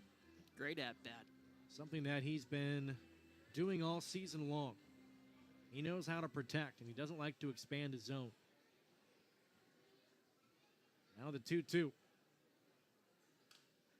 Fouled it off at the plate. Caught a piece of another breaking ball. Another slider. Rode in at 82. Angel Hanau waits on deck as the 2-2 offering from Noah Dean. And Churio fouls it off again. It does look like Churio's a bit uncomfortable in the box, though, in this at-bat. He's not getting a lot off of his planting foot. He's just surviving, using that hand-eye coordination to stick around. We'll try it again. The 7th pitch of the AB is a ground ball toward third and foul again. Sorry, the game day's got to catch up with everything that's going on. This will be the 10th pitch of the at-bat. 5 straight foul balls for Churio. The 2-2. Called, strike 3. Dean gets the call. Churio taking a bit longer to leave the batter's box than we typically see him, as he thought it was ball number 3, but instead he's heading back to the dugout. Connor Young will take you the next 3 innings as we're knotted up at 1 apiece in the Lynchburg Hillcats Radio Network. There's a weekend in July where the baseball world revolves around a village in upstate New York. Hall of Fame induction weekend in Cooperstown is an unforgettable experience full of family-friendly activities and memorable moments. Make your plans today for July 19th through the 22nd for the induction of Adrian Beltre, Todd Helton, Jim Leland, and Joe Maurer. the class of 2024. Visit baseballhall.org today for the entire schedule. See you in Cooperstown. You've probably heard the old saying, the best things in life are free. But do you believe it? The Lynchburg Hillcats want to make sure you and your kids do. Sign your kids up for Southpaw's free Kids Club and experience the best free activity your money can't buy. All Kids Club members receive complimentary tickets to 5 designated Kids Club games, Virginia 529 Fun Zone passes for the whole season, and exclusive autograph sessions with players. Kids 12 and under can sign up at lynchburg-hillcats.com to activate their Kids Club membership today. It's time for a quick check of the Carolina League scoreboard. Back inside Bank of the James Stadium, here's Jason Prill. 3 down, 6 to go here in the Hill City. Connor Young alongside Jason Prill. 1-1 the score here in Lynchburg. Let's take a look at the other scores around the Carolina League and our Carolina League scoreboard. Fredericksburg, they take on Down East. Those are two teams Lynchburg fans are going to want to keep their eye on. And Fredericksburg ride into Down East, into Granger Stadium on a 3-game loss streak, and they trail 3-0 in the bottom of the 4th. They're trying to break the streak and end it at 3, in danger of dropping 4 straight. Delmarva, they take on the Mudcats in Carolina, bottom 5 there in Zebulon. The Shorebirds lead 3-0 in the bottom of the 5th. Delmarva, they've really been turning it on ever since they rolled into Lynchburg 1 series ago, or 2 series ago now, and they're looking to keep it rolling against the top-ranked Mudcats. Augusta and Fayetteville, bottom 4 in Fayetteville. The Woodpuckers up on top 4-2, and then Myrtle Beach and Charleston. They were the latest start, the nightcap, so to speak, in the Carolina League, if you can call it that. 7:05 p.m. Eastern, first pitch, 2-0 Charleston on the road, out in front. Grounds crew tending to home plate, both batters' boxes, getting a workover, as that's going to prolong the warm-up here for Artiles, as instead of pitching off the mound to Mejias behind the dish, he's playing catch with Pastrano, the third baseman. Now they toss out a rosin bag to him, as the old one was completely soaked over. So getting him a fresh bag of rosin. Now they're going to go out to the mound and try to get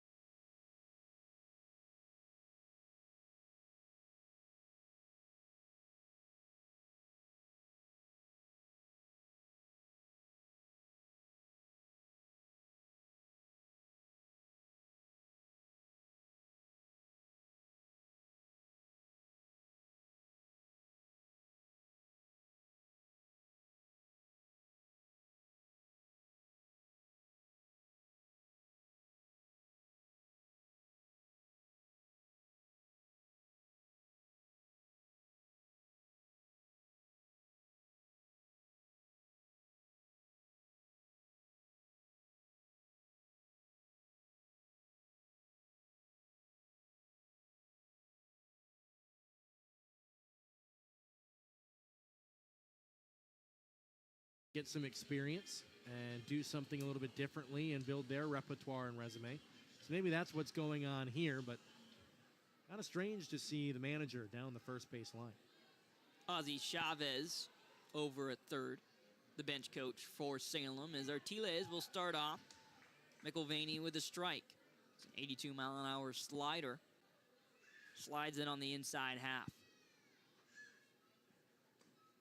Quick 0-2. First breaking ball on the inside, the second one way outside, but McIlvaney offered at it. The count will quickly move ahead 0-2. Two of the strangest weather delays we've seen this season. We've seen plenty of odd ones. The 0-2 fouled off. In his first at-bat, McIlvaney reached via the error, the Jose Pastrano error. He only has one charge to him technically, as the second, which Antonio Anderson hit to third base, was actually ruled to Velasquez. This one, though, Velasquez had no trouble gathering, as it's soft contact for Artiles, as there's one down in the top of the fourth to bring up the top of the order. Zanatello, the leadoff man, he set the table in the top of the first with a single, then flew out in the second. With how wet the ground is right now, those balls that hit the ground are not going to go very far. That one topped right in front of home plate, and it just sat on the dirt. He is able to make the easy throw down to first. First pitch strike to the leadoff man, Zanatello. Sunlight finally gracing the Calvin Falwell field as Hanau will take it on the backhand hop and fire to Velasquez. Velasquez almost lost that ball due to the sunlight, which has just peeked its way over the left field wall. He'll now put his sunglasses on because that one almost hit him in the head. Uncomfortable reception on the throw from Hanau. Nevertheless, 2 down. This has got to be one of the hardest ballparks to play in the Carolina League when the sun is setting, because it just beats down on the right side of that infield, and the first baseman and second baseman and right-handed pitchers really have a tough go of it. And even base runners, we'll see it at times this season and past seasons. Base runners can't pick up what the pitcher's doing. Yeah. They'll get picked off because of the sun. Antonio Anderson, shallow fly ball. Hanau calls off Pastrano. The third baseman will duck and cover. As Artiles shows what he can do with a clean inning. 1, 2, 3 goes down McIlvaney, Zanatello, and Anderson as the Hillcats will look to break the 1-1 tie in the home half of the fourth inning. Hey, Hillcats fans. Has your big bank just closed its doors? Come on over to Bank of the James. We make banking better in just 3 easy steps. First, stop by Bank of the James to open your account. Second, bring your current checking statement so we can help you with recurring transactions. And third, enjoy banking the way it should be. Why Bank of the James? We're your strong, local bank, and we're committed to you. Putting community first for 24 years. Come on over to Bank of the James. Are you a fan of fireworks or collecting sports memorabilia? Or maybe instead of the bar, you want to spend your nights at the ballpark? Whatever your passion, the Lynchburg Hillcats have a mini plan package for you. Make sure to secure your tickets for every Thirsty Thursday, Freebie Friday, or fireworks show Saturday with one of our dated mini plans. Craving more baseball? Sign up for our 30-game mini plan. Not sure what games you want to go to? The Hillcats offer undated mini plans as well. For more information and to purchase your 2024 mini plan, visit lynchburg-hillcats.com.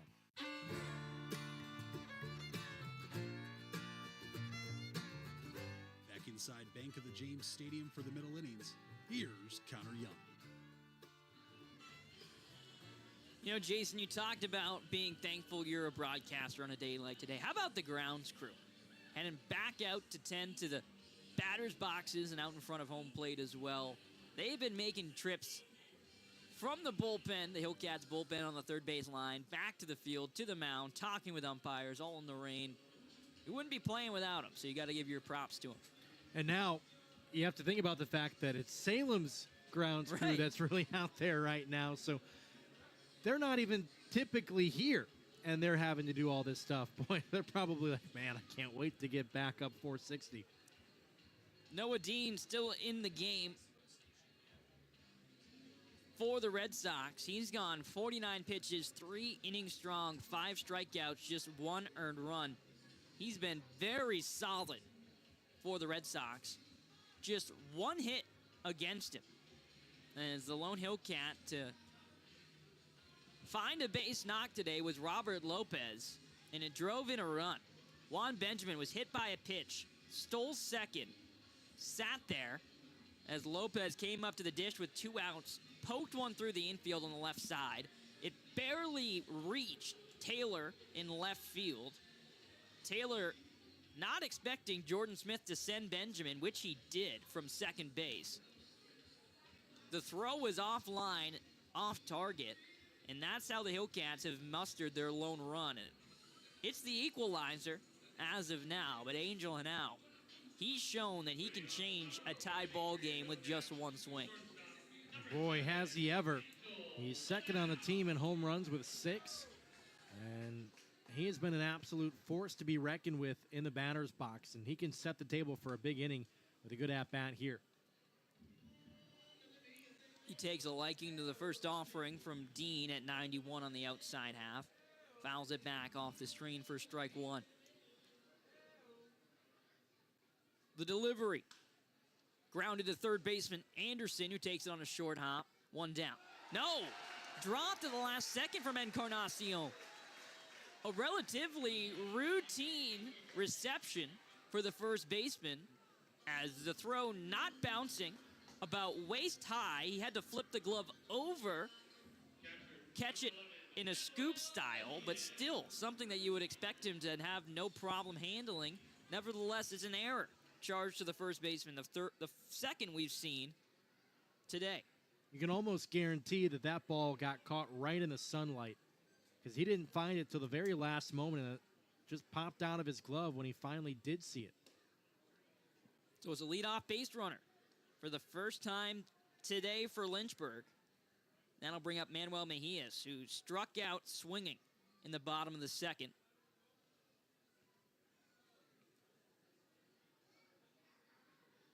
The delivery from Dean outside evens the count up at 1-1.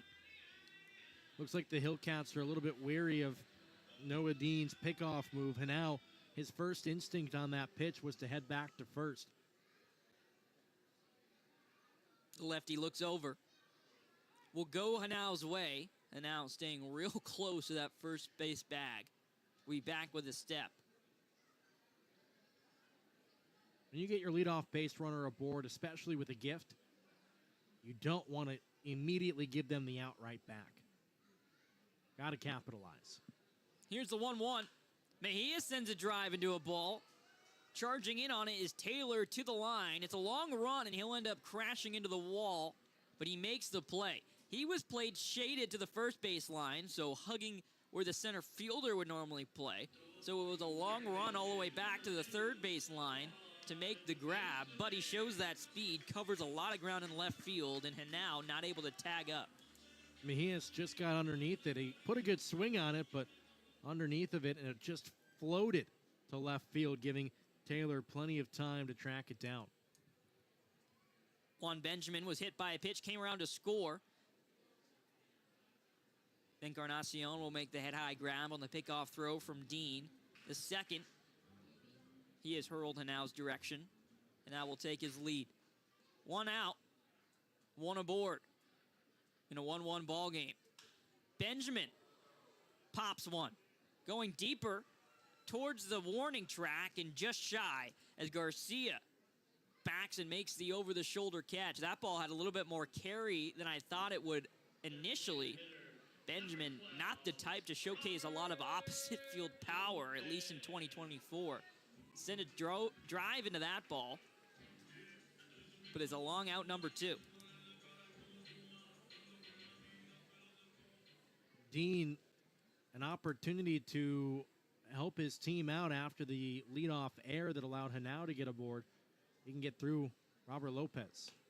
And Lynchburg is definitely a bit worried about that pickoff move.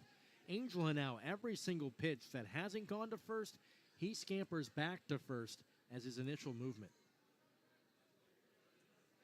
1 ball to Lopez. 1 for 1 with an RBI. He drove in the lone run on the scoreboard for Lynchburg. Right down the middle. 81-mile-an-hour slider.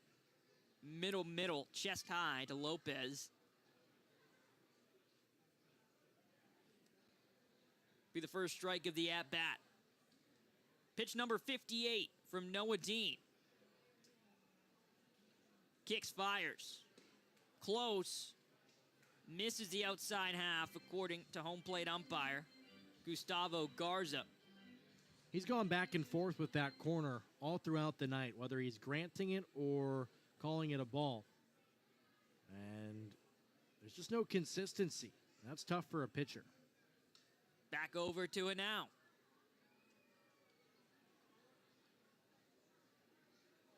Two-one count to Robert Lopez. Comes in batting .225. We saw his 15th RBI in the second inning.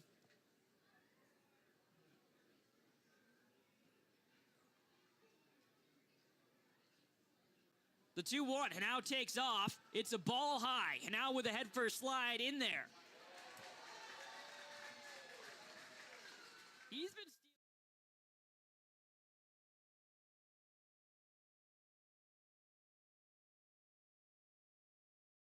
back into the box with a 3-1 count and a runner in scoring position with 2 down.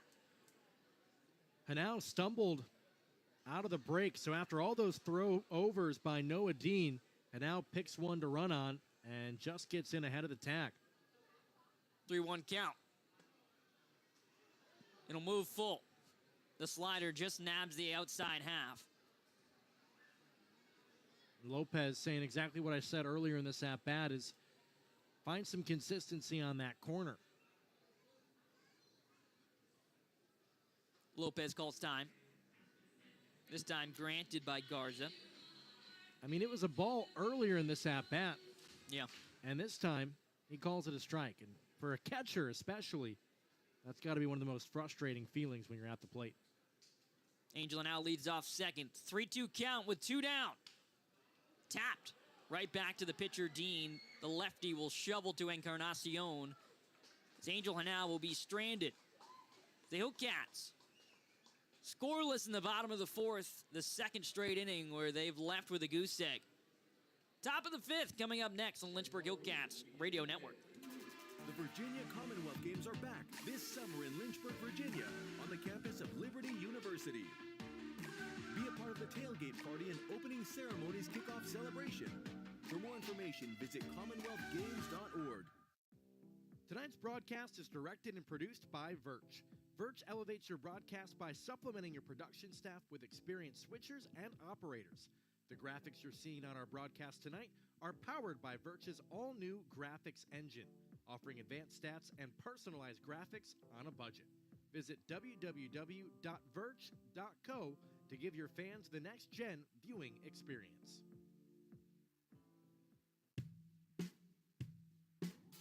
You're listening to Hillcats Baseball on the Lynchburg Hillcats Radio Network. Top 5 from the Hill City here in the Bank of the James Stadium. Salem Redsox come up to bat in the top of the 5th inning. Salem, they trail the Hillcats by just 1 game in the North standings. So you would think this is a series Liam Carroll and his coaching staff had circled. You've got a chance here to not only jump Lynchburg if you're able to take this series, but also, depending on how Fredericksburg and Carolina play, and they've been reeling a little bit as of late, you could make some serious damage in the standings. And you look at the North right now, it's very close. Earlier in the season, the North was far wider ranging than the South was. But as of right now, everyone but Delmarva, unfortunately, for the Shorebirds are right in it. Salem 4 games out, Lynchburg 3, Down East 2.5. They've really jumped up the leaderboards, jumping Lynchburg in the standings. Fredericksburg and Carolina both tied for first. And Down East has a huge series with Fredericksburg this week, which could shuffle those standings a little bit more. So a great opportunity for the Hillcats and Salem. Whoever can take this series could really vault themselves into a competitive position with just about 3 or 4 weeks left to go in the first half at the end of this week. Fredericksburg, they trail 4-0 in the bottom of the 5th, and then Carolina They trail 4-0 in the top of the 6th. So both the first place teams on the losing end as of now to a couple of teams in the north standings below them. Artiles will start his warm-up, as it's been a routine trip at this point for the grounds crew to come out 10 to the mound, 10 to home plate before every half inning starts. Artiles has been good. He's gone an inning and a third, 1 strikeout, no earned runs, 18 pitches so far for the righty. And while we have a moment, we can close the book on Jackson Humphreys officially. He went 2 2/3, 3 hits, 1 run. It was unearned, 3 walks and 4 strikeouts. So command continues to be an issue for Humphreys as of late, as in his last 2 outings, he's issued 7 walks, which is not the number that you're looking for. But he kept his team in the ballgame, and Artiles, as you mentioned, has been masterful since coming out of the bullpen. Other than hitting the first batter that he saw, he has retired everybody else in order. That's exactly what the Hillcats were hoping for, with their starter not even able to go a full 3 innings. Miguel Blaze, the center fielder, he's yet to be retired today. Singled and reached via the walk. He'll see a first pitch strike from Artiles. His single in the top of the first increases hit streak to 12 straight games. The 0-1.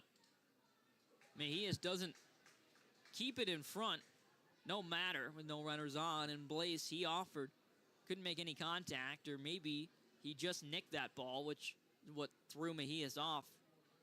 Nevertheless, it's an 0-2 count. First time Blaze has been down in the count today. Did he go? No. Pacheco rules in favor of Salem. The count will move to 1-2. Blaze just held up. He wants something. He's sitting, I think, on a fastball. Every breaking ball he's seen, he hasn't taken a good, healthy swing at.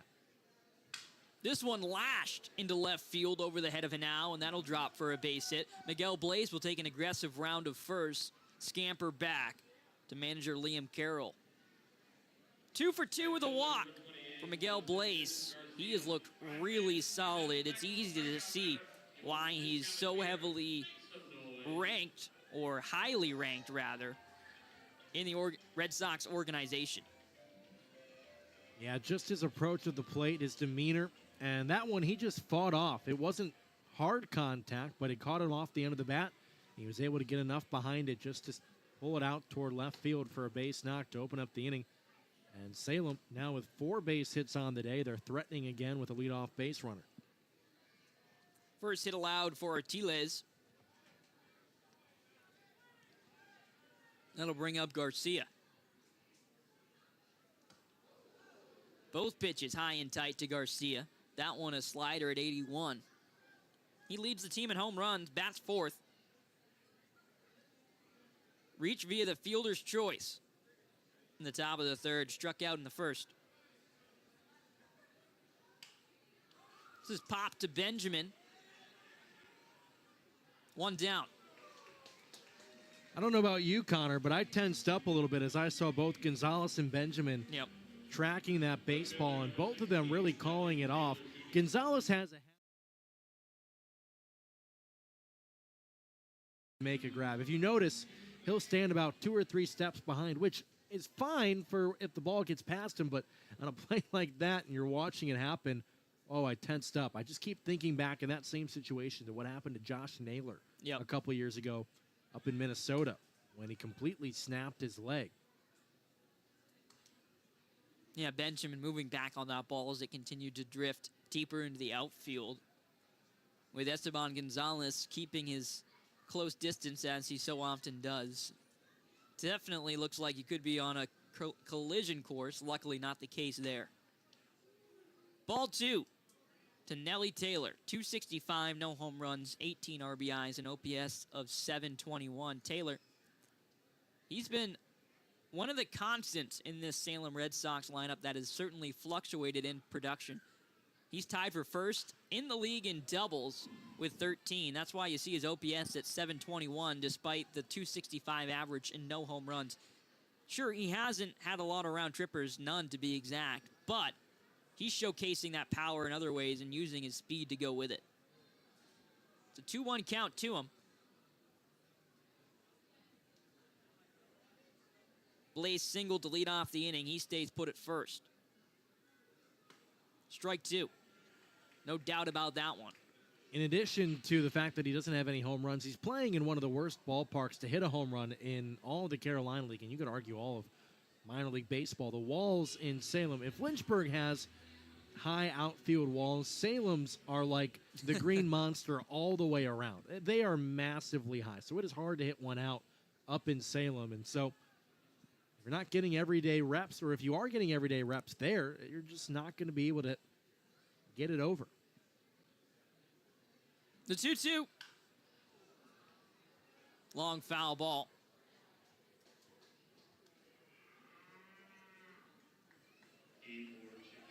With one out, Blaze on first. Double play ball in order for Artiles. Blaze, plenty of speed over at first. That's what makes him such an exciting prospect. He's got 20 home run plus potential power, 20 stolen bases, a reality for Blaze as well. He'll stay put here, but Nelly Taylor won't be sticking in the batter's box. Renny Artiles sets him down. That's strikeout number 2 in relief for Artiles, as he's one hitter away from getting out of the inning after allowing a leadoff single to Blaze. It'll be Marvin Alcantara who stands in his way. I've been impressed with Artiles since he's come out of the bullpen. For a guy who each of the last 2 seasons has really struggled with his command, he's been pumping strikes and finding the zone and forcing guys to take some awkward and uncomfortable swings. He looks like a completely different arm than what we saw the last 2 seasons when he was in Lynchburg, and would have to be sent down to the complex league this season. You can tell, though, he's pitching with a lot of confidence. Artiles in his last outing, no walks, 5 strikeouts. So far today, 2 strikeouts to his name, but once again hasn't allowed a free pass. He did hit a batter. That was in the midst of a rainstorm, just about. The 1-0, grounded. Benjamin, hugging the second base bag, will have to move over, but he's there in plenty of time. Artiles pounds his glove, as he's been fantastic for the Hillcats out of the bullpen, holding off the Salem offense, as since he's been entered into the game, they haven't pushed across a single run. The problem, Lynchburg hasn't either. They're going to look to change that in the bottom of the 5th, coming up next on Lynchburg Hillcats Radio Network. Lynchburg Regional Airport is going strong.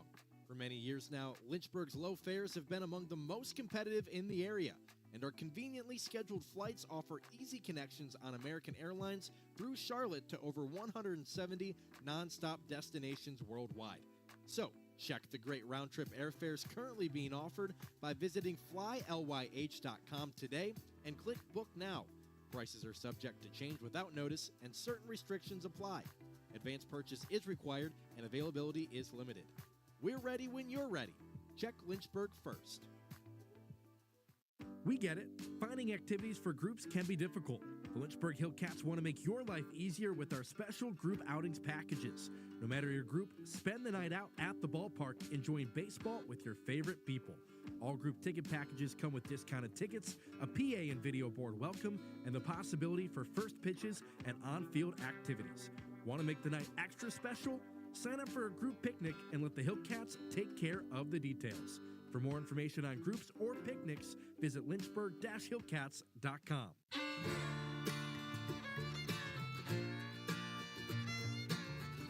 Back inside Bank of the James Stadium for the middle innings, here's Connor Young. Trenner O'Donnell into the game for Noah Dean. Dean will close the book on him. 4 innings pitched, 1 hit, 1 earned run, 5 strikeouts, no walks. His ERA sits at 5.02 at the end of the day. For O'Donnell, he comes in with a 2.11 ERA. 3 innings pitched in his last outing, 5 hits, 4 runs, 3 of them earned. He did allow a home run as well, 1 walk, 1 strikeout. And that's really been the lone outing for the most part where hitters have really gotten to him. His April was completely scoreless. His May hasn't been as good, but still, O'Donnell, one of the best relievers in this Salem Red Sox pen. Yeah, O'Donnell another Mac product. We've seen quite a few Mac products play here in Lynchburg this season. He went to Ball State. A right-hander, 6'7", so a tall arm on the mound, and that's tough to pick up. And Luis Durango will lead things off for Lynchburg. And having not faced live pitching very often over the last few weeks, stepping in against 6'7" could be a little bit uncomfortable. First pitch ball to Durango. Durango been out of the lineup due to injury for the last 24 days. He was hit by a pitch in his first at-bat. Just about hit by another. Does his darndest to get out of the way. Had to scoop back just about outside of the box. His back cleat right on the chalk. The Cow moved to 2-0.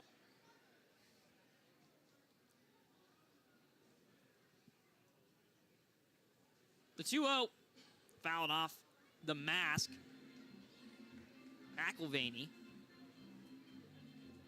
For a guy with the speed of Durango, you'd really like to see him be a bit more patient at the plate. He's ahead in the count 2-1 right now, but only 3 walks compared to 18 strikeouts on the season. This is chopped to shortstop Alcantara. 1 down. Made it close. And Luis Durango showcasing that speed down the line, but Alcantara makes the routine play. Well, it was a good test for Durango and his ankle. And you have to imagine with the weather that was here earlier, Durango's ankle was on the mind of a couple people in the Hillcats dugout. Just, you don't want him to step on a bag awkwardly. You don't want him to slip in the outfield. They're trying to ease him back into baseball, and you want him to really be confident and comfortable every time he takes a step right now. Jose Pastrano sends one deep to right on the first pitch he sees. Looking back is Garcia. As that's high off the wall, Garcia will barehand it off the bounce, off the Legacy Wealth Management sign. But not before Pastrano strolls in with a first pitch double. Puts a runner in scoring position for the top of the lineup, who has struggled today against Noah Dean. Maybe that'll change against Tanner O'Donnell. Well, that was interesting. Garcia got a terrible break on the ball. He broke in initially from Pastrano, and he probably had an opportunity to make a grab on that baseball. And I think it bounced in front of the warning track. But because he broke in instead of breaking back, Garcia wasn't able to get his glove up and try to make a play. And Pastrano thinking 2 outside the box as soon as he made contact. Just the second extra base hit of the season for Jose Pastrano. That'll bring up Esteban Gonzalez. He's 0 for 2, went 1 for 2 on Sunday against Fredericksburg. He had an RBI and 2 walks as well against the Freddies. Quickly down 0-2 to O'Donnell after a looping breaking ball splits the plate in 2. Pastrano will lead off second. Just the second hit of the day for Lynchburg. Another breaking ball to Gonzalez. He fouls it off. Second hit of the day for the Hillcats, and it came from the 9 and 7 hitters. Robert Lopez in the bottom of the second. Now Jose Pastrano. 2 guys who have, as of late, really struggled at the plate. Oh, yeah. The 0-2. Alcantara with another play. Pastrano will advance to third on the fielder's choice as Esteban Gonzalez, despite his new haircut, rocking a much shorter do, still loses the helmet. Classic Esteban Gonzalez. 2 outs. I think at this point he just needs to get a smaller helmet.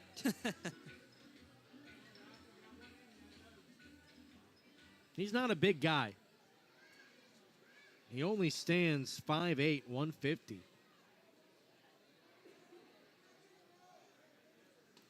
That'll bring up Ralphie Velasquez. First pitch strike to the first baseman. He nods. Pastrano 90 feet away. Go ahead run.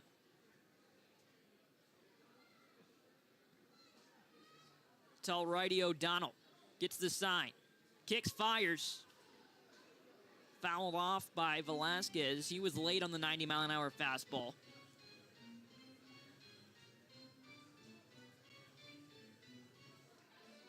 Talked about how Jackson Humphreys for whatever reason, so far this season has really struggled against Fredericksburg. Quite the opposite for Ralphie. Both in the series here at the Bank of the James Stadium or the most recent one in Fredericksburg, he has torn them apart. The 0-2, deep to right, flips the bat, and that's gone. Off the wall, excuse me, as he's into second with a head-first slide. Ralphie Velasquez over the head of Garcia. 2 doubles in the inning for Lynchburg to plate their second run of the game. Puts them ahead 1 run here in the bottom of the 5th. Velasquez roped that one to right field and just put a dent in the wall. He almost got thrown out at second, though, and he's a bit shaken up as Yuka Ogata wants to go out and have a check of him. Maybe he just had the wind knocked out of him as he slid on top of the second base bag. He's up and laughing and joking around, but always something that you want to be concerned about, especially when you only have one real first baseman. Yeah. And he's not even, I guess we can call him a real first baseman at this point because he's played there all season. But he was transitioning over to first base after being a catcher his entire career. And so if he has to leave the ball game, that leaves you with Juan Benjamin, who's only at second base today. Yeah. And he was never a first baseman before this season. Yeah, for today, you would look at slotting Christian Knapczyk or even Al Dewey, the newest addition to the Hillcats, into that second base spot, as Benjamin would have to move over to first. But like you said, that's definitely not a long-term situation you would want to get into. Velasquez looks like he's all right. But yeah, the reason that play was close was because of how hard he hit it. I thought it left the park as it hit off the fire and safety sign. It's a black sign. I thought it went over, ended up getting lost on the top of the wall. But because of how hard it was hit, Garcia was able to field it cleanly, fire it in. Nevertheless, it's another RBI for Ralphie Velasquez, second on the team. The Hillcats pushed out in front.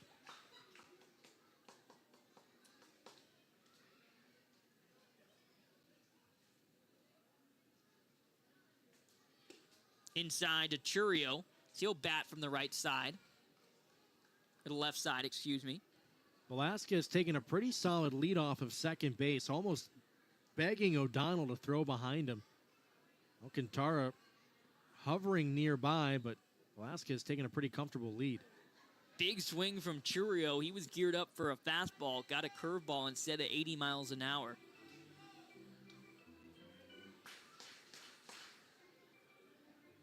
Three hits for the Hillcats, 4 for Salem.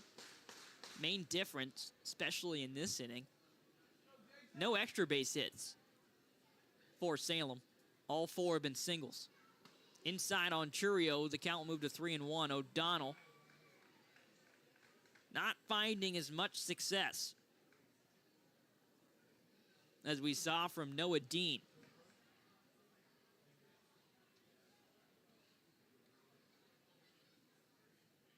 The 3-1 count to Jason Churio in their first strike. Churio was sitting on a fastball again, and when he got something off speed, he just spit on it and said, "I'll wait for my pitch."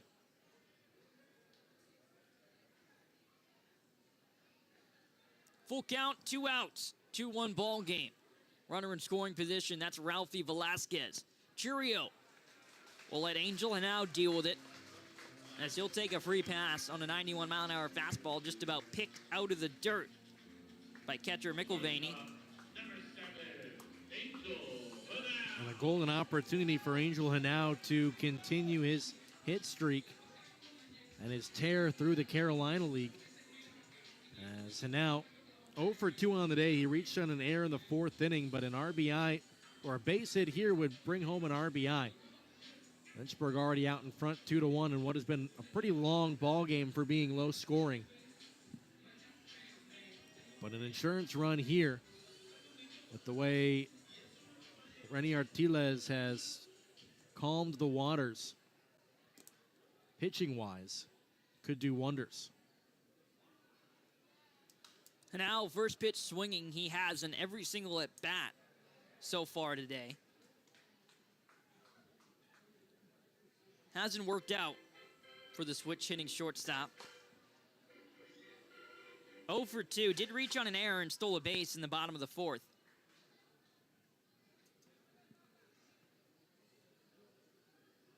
The 0-1 offer. Held the swing back. Count will even up.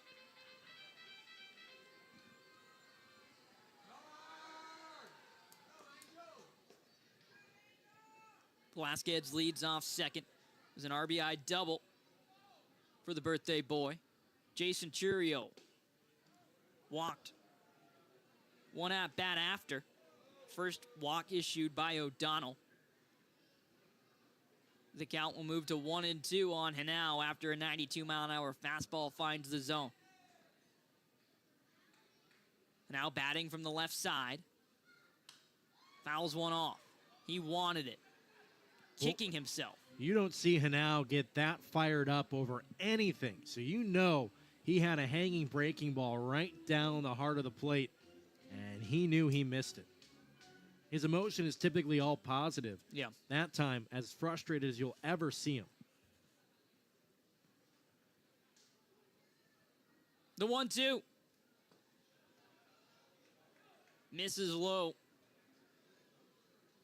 I guess when you're seeing the ball as well as Hanau is, you expect everything to just be put in play, which could lead to some of that frustration. He's one hit shy of his longest hitting streak of the season.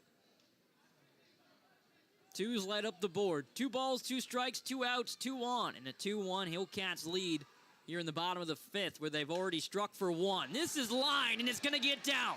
Velasquez waved around. Churio to follow. Angel Hanau will pull into second, as that's 2 RBIs.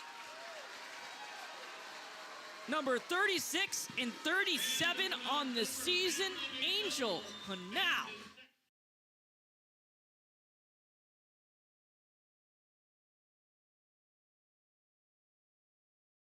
As he has put the world on notice, he has come to play and really saved the day for the Hillcats, as they had not been able to get anything going, and they have broken through for a crooked number here in the 5th inning against one of the best pitchers on this Red Sox staff in Trevor O'Donnell. Manuel Mejias would like to keep the 2-out rally working. He'll see a first pitch ball. Angel Hanau leads off second, so a runner still in scoring position, and Jordan Smith, more likely than not, if this ball finds the outfield, going to be sending Hanau home. Shallow right, could be trouble. Calling off is the right fielder Garcia, but not before the Hillcats strike for 3. A pair of RBI doubles from Ralphie Velasquez and Angel Hanau. They continue to stay hot after a great Fredericksburg series for those two. They come back home to Lynchburg and do the same. Hillcats lead 4-1, top 6. Coming up next on the Lynchburg Hillcats Radio Network. If you're looking for a home, auto, or life insurance plan, look no further. State Farm has been offering great coverage at surprisingly low rates for over 100 years. Stop in and see one of the 4 Central Virginia insurance agents. For Lynchburg, call Chip Harvey. For Rustburg, contact Jack Dean. For Appomattox, call Sarah Saunders. And for Madison Heights, visit Kim Z. Gardner. Contact your local State Farm agents today. Summer has arrived at Bank of the James Stadium as the Lynchburg Hillcats return home to square off against the Augusta Green Jackets June 11th through the 16th. On Friday, you're going to want to be here early as we're giving away bobbleheads for former Hillcat and MLB Cy Young Award winner Shane Bieber. On Saturday, we're raising money for cancer research with our fireworks show. Then on Sunday, we say Happy Father's Day to all the dads out there with a celebratory pig roast. Don't miss the kickoff to summer and get your tickets at lynchburg-hillcats.com.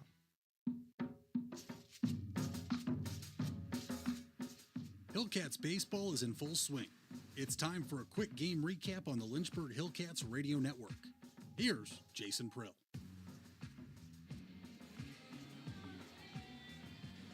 Welcome back to the Bank of the James Stadium, where Lynchburg leads 4-1. 4 hits for both clubs. Lynchburg just able to take advantage of runners in scoring position. Salem left them loaded back in the early stages of this ball game, and it's been biting them ever since. Renny Artiles has worked into the game for Lynchburg. He's taken over for Jackson Humphreys after another short start for the lefty from Cary, North Carolina. Artiles, he's gone 2 1/3, just 1 hit, 2 strikeouts. His ERA down to 2.89.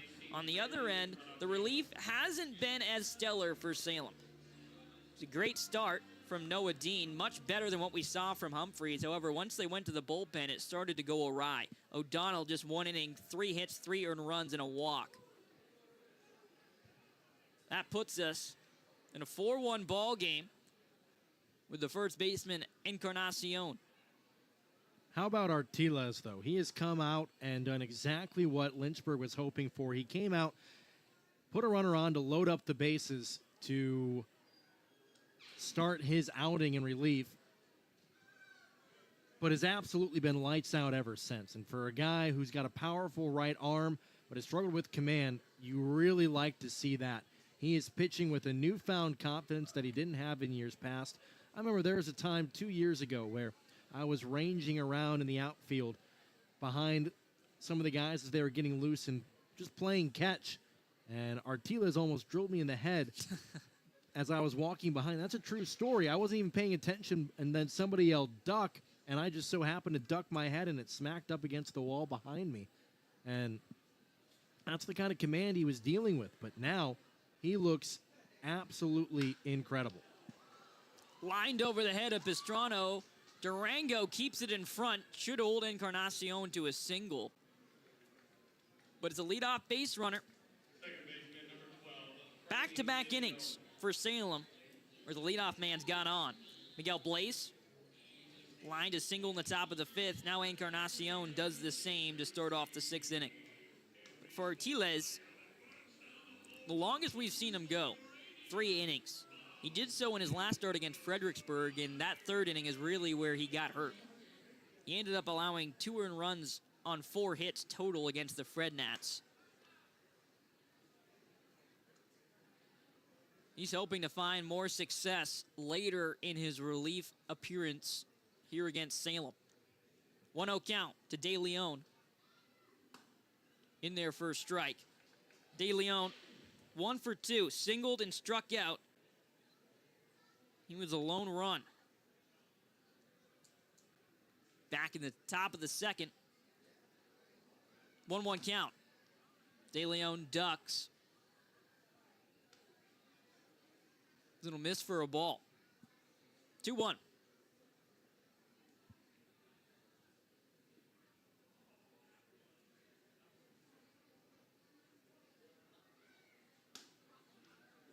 Back-to-back pitches.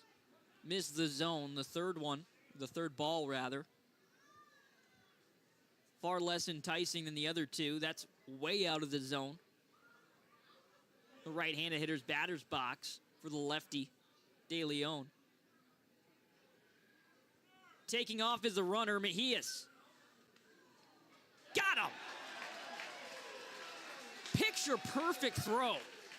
It was a really good jump for Encarnacion. The runner, but the throw puts the tag on the chest of Encarnacion for Hanau. The Hillcats will steal it out. Well, they would have if it wasn't ball 4. A tough break for Lynchburg as De Leon draws the walk, and Encarnacion, boy, he got lucky. He was dead to rights at 2nd. That pitch from Artiles did not miss by much. As now, you're in a much tougher spot for the Hillcats. That's the first walk allowed for Artiles, which we've talked about has been a problem for him in years prior. But today, he's done a good job avoiding it. But it's back-to-back base runners finding their way aboard.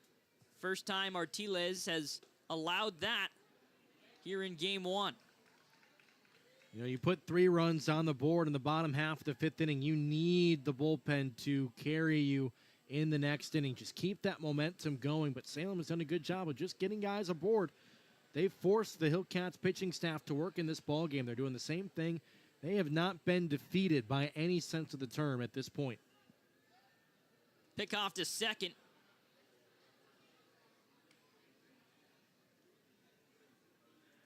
Back with no problem is Encarnacion.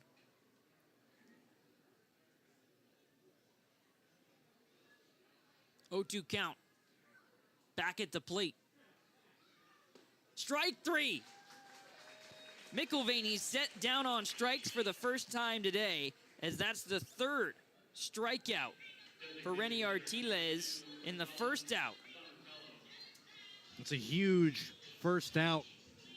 Now a ground ball could end the inning if Salem decides not to get aggressive on the base paths. But Jordan Smith, I think, wants to see another pitcher figure that situation out to try to dodge allowing this inning to get any further out of hand for Artiles. Can't say I blame him with the top of the order for Salem coming up, and this is a stacked 1, 2, 3. Zanatello 1 for 3 today, and he'll greet the new pitcher as Jordan Smith will make a move to the pen. Try to get the Hillcats out of the top of the 6th unscathed. They lead 4-1. It'll be Jack Jasiak into the game when we come back. We get it. Finding activities for groups can be difficult. The Lynchburg Hillcats want to make your life easier with our special group outings packages. No matter your group, spend the night out at the ballpark enjoying baseball with your favorite people. All group ticket packages come with discounted tickets, a PA and video board welcome, and the possibility for first pitches and on-field activities. Want to make the night extra special? Sign up for a group picnic and let the Hillcats take care of the details. For more information on groups or picnics, visit lynchburg-hillcats.com. There is a weekend in July where the baseball world revolves around a village in upstate New York. Hall of Fame Induction Weekend in Cooperstown is an unforgettable experience full of family-friendly activities and memorable moments. Make your plans today for July 19th through the 22nd for the induction of Adrian Beltre, Todd Helton, Jim Leland, and Joe Maurer, the class of 2024. Visit baseballhall.org today for the entire schedule. See you in Cooperstown. You're listening to Hillcats Baseball on the Lynchburg Hillcats Radio Network. Both starters we've seen for Lynchburg today have gone 2 2/3. Artiles, 2 hits, 1 walk, 3 strikeouts, no earned runs as of now. However, the runners aboard will be charged to Renny Artiles should they cross home. Jack Jasiak's going to do his best to make sure that doesn't happen. He's been really solid for Lynchburg, especially in April through the first half of May. But as of late, he's been less on the ball. In his last outing, he went 2 innings, 6 hits, 3 walks rather, 4 earned runs. He did pick up the loss against Fredericksburg on May 23rd. In the month of May, he's got a 6.52 ERA. When you compare that to his numbers in April, 2.93 earned run average, it really shows how dominant he was early in the season and then also how he struggled as of late. His success relies on whether or not he can throw that slider down and away to right-handed hitters. He needs that pitch to be working and to be effective, but so far, as of late, it hasn't been fooling hitters. But when he can throw it effectively, he is a tough guy to pick up and read. Just because of his arm slot and the way that ball moves, he needs to get back to that form. 1-1 to Zanatello in their first strike. Zanatello, 8th-ranked prospect in the Red Sox organization, DHing today. He's DH'd a lot for Salem this season, which I think is interesting considering his prospect status. You usually want to see what those guys can do in the field. Just coming off the IL is Zanatello. He was activated on May 22nd, so it's a big piece to get back healthy, and he just about offered at that pitch from Jasiak, 82 miles an hour slider on the outside half, however held up in time. 2 on, 1 down in a 2-2 count. Out, Zanatello He thought he was headed for first base to load the bases. Instead, it's the first strikeout for Jack Jasiak.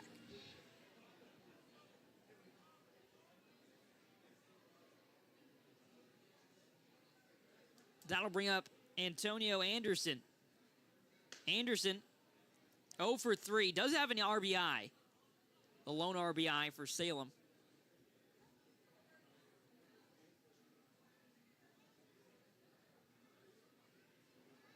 Anderson, a switch hitter. Bats from the left side. His numbers definitely more favorable when he bats from the right.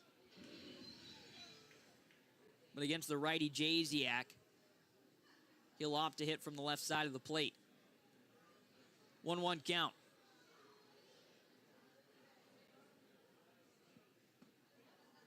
Low from Jasiak.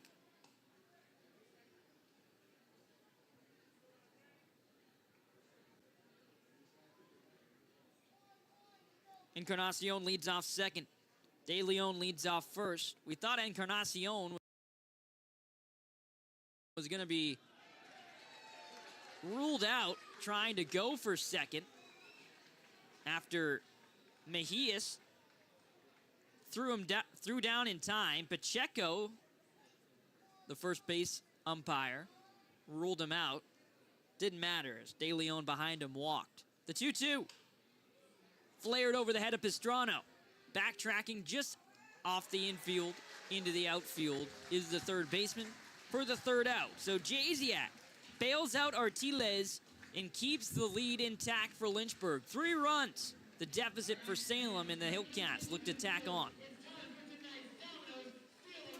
The Virginia Commonwealth Games are back this summer in Lynchburg, Virginia, on the campus of Liberty University. Be a part of the tailgate party and opening ceremonies kickoff celebration. For more information, visit commonwealthgames.org. The Lynchburg Hillcats are ready for a summer of fun with a fresh slate of weekly promotions for you and your family to enjoy. Every Tuesday, get a free ticket to the next Tuesday home game as part of our 2 for Tuesday promotion. Wednesday is Weenie Wednesday with hot dog deals each week, and Thursday we'll bring back our traditional Thirsty Thursday with drink specials all night long. On Friday, join us for Freebie Friday for a new giveaway each week. We'll have fireworks every Saturday night, and kids can eat free each Sunday during the season. Get your tickets today at lynchburg-hillcats.com.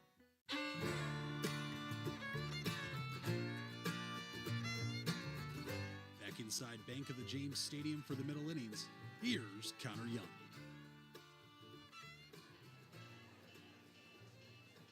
Welcome back to Lynchburg, where the Hillcats lead 4-1. We head towards the bottom of the 6th inning. For Salem, after their victory over the Woodpeckers on Sunday, it put them above 500 for just the second time since April 16th. And if you want to know why, it's been McGill Blaze as well as Nelly Taylor in the middle of the lineup really came alive, as well as the bullpen, which has been increasingly getting better for Salem as the season has progressed. However, today, that has not been the case. Tanner O'Donnell came into the game and allowed 3 runs to cross the board for Lynchburg, which in this game, Jason, with how it's gone on, feels like a whole healthy helping for Lynchburg, especially with Salem just being able to push across 1 all the way back in the top of the 2nd. It really does feel like a pretty monumental gap that Salem is looking up at right now. They're down by 3. They only have 5 hits, and a lot of their base runners have come through Hillcats errors. Lynchburg has 3 of them. That's how they've been able to get guys in scoring position, because they haven't been able to string much together at this point in time. And so they need to fix some things at the plate, change their approach a little bit, because right now the Hillcats are in the driver's seat and are looking to put this game in park. Juan Benjamin fouls off the first 2 pitches from Tanner O'Donnell. Trenner, rather. Looping curveball coming in at 74. Shoulder level with Benjamin, ruled a ball. Benjamin today hit by a pitch, scored a run in the bottom of the 2nd, then flew out in the bottom of the 4th. O'Donnell will set him down on strikes. Just the first strikeout of the relief appearance for the lanky righty. It's the first strikeout in general since the third inning for the Hillcats. This is a team that can put the ball in play, and they've done that well since that third inning. As Noah Dean, he had the 5 strikeouts, but Hillcats were finally starting to put the ball in play and getting some hard contact off of them. That'll bring up Robert Lopez. First pitch strike to Lopez, the DH. 1 for 2 with an RBI.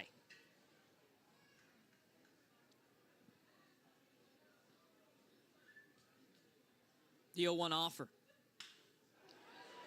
In between, De Leon and Encarnacion on a line for Robert Lopez. And it's a multi-hit day for a guy in Lopez who hasn't had a lot of those come his way in the month of May. There you go. That was a nice, pure swing right through the zone. He met it out in front and just pulled it in between first and second. If he does that every plate appearance, he's going to be in much better position going forward. It's been tough for him, and I think that's because he was starting to press a little bit more and try to fall in love with the long ball. But that one, all he tried to do was poke it right through the hole, and he found a gap and was able to pick up a 1-out base knock.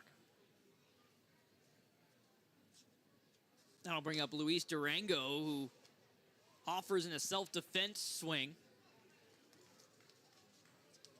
Who's up by his chin, coming in at 89. Lopez leads off first. For Lopez, certainly it's been a downtick in contact, and you could be onto something there, as that's going to be lined up the middle. Lopez will make the turn, but head back to second, as that's back-to-back singles for the 7th and 8th hitters in the Lynchburg lineup. And the first hit for Luis Durango since he was sidelined with a scary ankle injury earlier in the month of May. It's good to see him back in the lineup and not finally, it's just his first game back, but getting that base knock. He's looked solid both in the field and at the dish coming back from injury. It's great to see him back in the lineup because he is production that was sorely missed at the bottom of that order. And if he can get back to what he was before he got hurt, boy, this just enhances a dangerous lineup. But for Trenner O'Donnell, he only averages giving up 2 hits per outing, 14 hits in 7 appearances. Today, he's already surrendered 5. Pastrano up the middle, the bottom of the order for Lynchburg, station to station, as it'll be loaded for leadoff man Esteban Gonzalez. Multi-hit day for Pastrano. Boy, that is a great sight to see. The bottom of the order coming up, especially how many times this season have we talked about the middle innings being what dooms the Hillcats?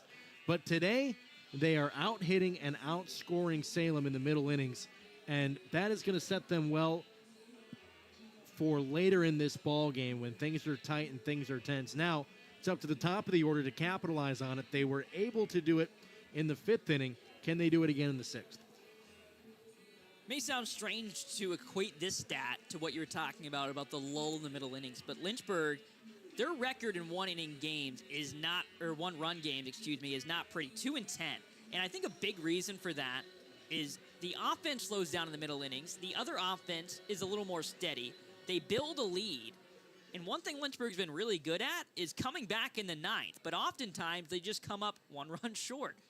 So that, I think, is a big reason why that number of 2-10 in one-run games so far this season is so lopsided, is just because they always are having to play catch-up in these games, and they do a good job of making it close, oftentimes can't seal the deal. Looking to avoid that. With the bases juiced for Esteban Gonzalez, this is a close curveball from O'Donnell. Misses the mark to even things up at 1-1. Yeah, you're exactly right. It has been those middle innings that, even though they make a comeback in the 9th inning, they couldn't do the dirty work in the middle part of the game to keep in it and make it a more manageable deficit. It's kind of like, and Cleveland's talked about this all season long, and Austin Hedges being probably the most vocal about it, is you get to the end of the season, and there are games won and lost in April and May that separate the team that makes the playoffs and the team that misses the playoffs. Yeah. It's the same thing in a ball game. It's the middle innings, the early innings that make all the difference in what the outcome at the end of it will be. You can't just play 7, 8, and 9. If you did that, you'd be playing Road to the Show. And I think for Lynchburg, it's just making it so hard on yourself in the 8th and 9th inning where they've been really good. So it's not even like you look at a team that's 2-10 in one-run games, you're thinking they're not that clutch, or maybe they can't pull out close ball games. And it's not, I don't think it's really that, because they do a good job of making lopsided games closer by the end of things. It's just not coming up with production throughout the game consistently. So far, it hasn't been too much of an issue here in game 1, and it's a 2-2 count back here on Calvin Falwell Field, as that's a drop third. With the bases loaded, Esteban Gonzalez will just head back to the dugout. Huge strikeout for Trenner O'Donnell, just his second of the game, both coming in this bottom of the 6th. But now, you've got to get past Ralphie Velasquez. And when Ralphie Velasquez is seeing the ball as well as he is, I cannot think of a more dangerous hitter in the Hillcats order. Yeah, you're exactly right. And you know on his birthday, he is thinking, let's celebrate this in a big way. Fouled off his ankle, and he's lying on the turf just to the right of the first base line, writhing in pain. Yuka Ogata, along with Jordan Smith, will talk things over with the first-round pick from 1 year ago.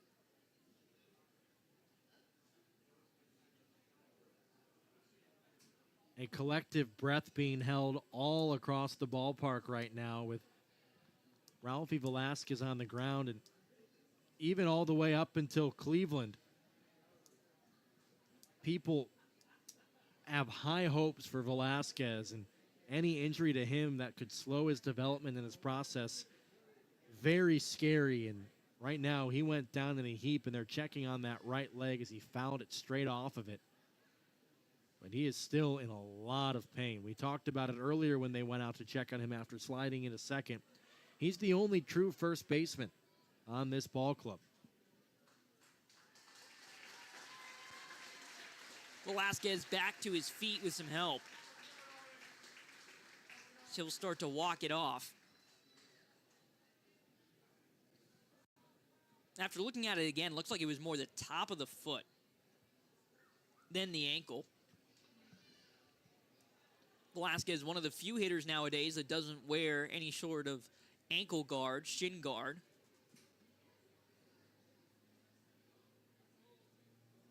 As much as he plays a position that is very thin in the Lynchburg roster, you also got to think they're going to be extra careful when handling Ralphie Velasquez's health.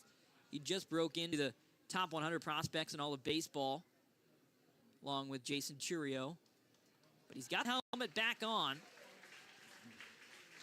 He'll get the go-ahead from Yuka Ogata, and it looks like Ralphie Velasquez will not be taken out of this game. Well, you have to know that it's his birthday. He doesn't want to go down injured on his birthday without a fight. Especially in a bases-loaded, 2-out situation. Drove home a run with a double in the bottom of the 5th, just 1 inning and go. He's 1 for 3. Can do a whole lot more damage here in the bottom of the 6th. 1-1 count. How about you take the pressure off that leg and just hit one over? You don't even have to run. You can just walk. Righty-righty matchup. O'Donnell struggled out of the bullpen. Wants to stop the bleeding. In there. In the inside half, Ralphie Velasquez with a long stare toward Gustavo Garza. The count will move to 1-2. Nowhere to put him. Bases loaded. The 1-2. Good layoff from Velasquez. Tantalizing curveball floats through the zone and drops under it. The count will move even.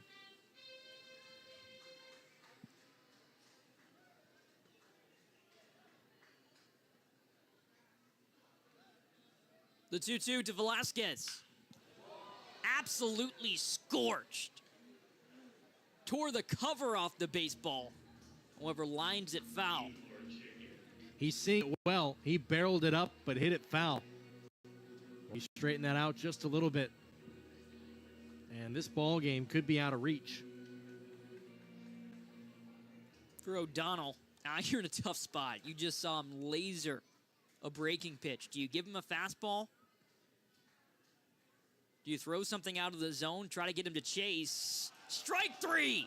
Top of the zone, 75 miles an hour on a curveball with not much break, but enough to fall under the letters on the Hillcats jersey of Ralphie Velasquez, as the Hillcats will leave him loaded. Jack Jasiak will head out for another inning of work as the Hillcats lead 4-1 here in the Bank of the James Stadium. Check out Creative Edge Design Incorporated for your signs, banners, and wrap services. We are a 3M certified graphics installation company backed by a 3M warranty, protecting your graphics against any cracking, fading, or peeling for over 10 years. Your graphics will continue to look exactly like they did on the day they were installed. Visit us at cedi.biz for more information. Creative Edge Designs, custom designs for you. Hey fans, are you looking to disconnect and enjoy a perfect getaway? Well, let me introduce you to Crabtree Falls Campground. With campsites right on the river, 4 rustic cabins, and bathrooms with hot water, Crabtree Falls Campground is your place to stay this summer. Located just an hour drive from Lynchburg, Crabtree Falls Campground is just a half-mile hike away from the tallest waterfall east of the Mississippi. Visit www.crabtreefallscampground.com or call them at 540-377-2066 to book your stay.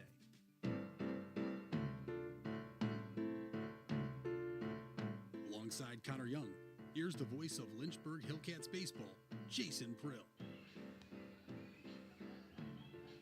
1,321 on hand for tonight's contest as we head to the 7th inning. 4-1 our score on the Lynchburg Hillcats radio network. Jack Jasiak out there for another inning of work after picking up the final 2 outs in the 6th inning. We can close the book on Renny Artiles. He went 2 2/3, only allowing 2 hits, no runs, 1 walk, and 3 strikeouts as Artiles picked up for Jackson Humphreys, who handed the ball to him in trouble, but Artiles kept his composure and kept it a tie ball game in the 3rd inning. Now the Hillcats have reaped the rewards of that. They lead it by 3 in the 7th. Be Miguel Blaze to step in. He's been aboard every time he's been to the plate. He's 2 for 2 on the day. As an infield single earlier in the ball game. As that missed upstairs. Up above his head for ball 1. Jasiak struck out Zanatello looking, and then got Anderson to fly out. And gets Blaze to pop it up behind the plate. 1 ball, 1 strike, as that'll land out of play.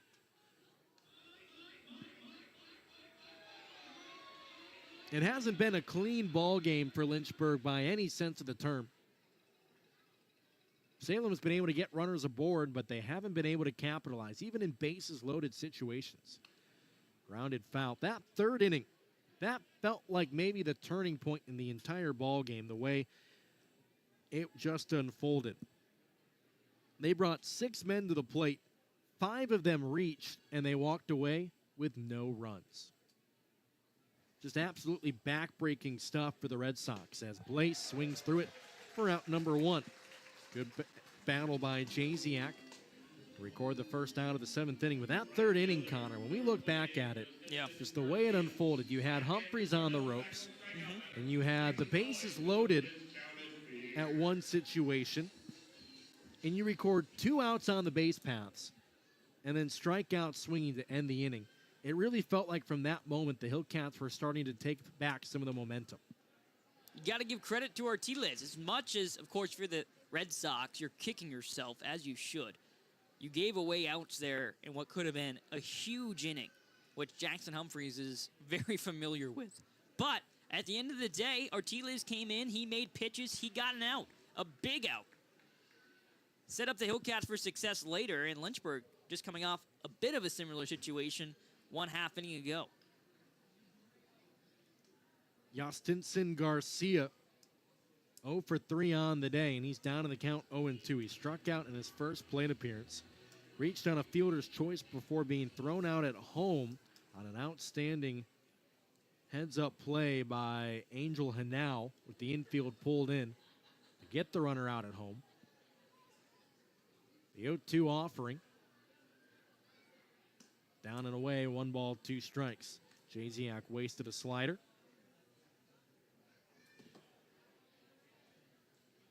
Jasiak, the right-hander, we heard from him before the game in our pregame show with Connor Young. This is wide again. 2 balls and 2 strikes.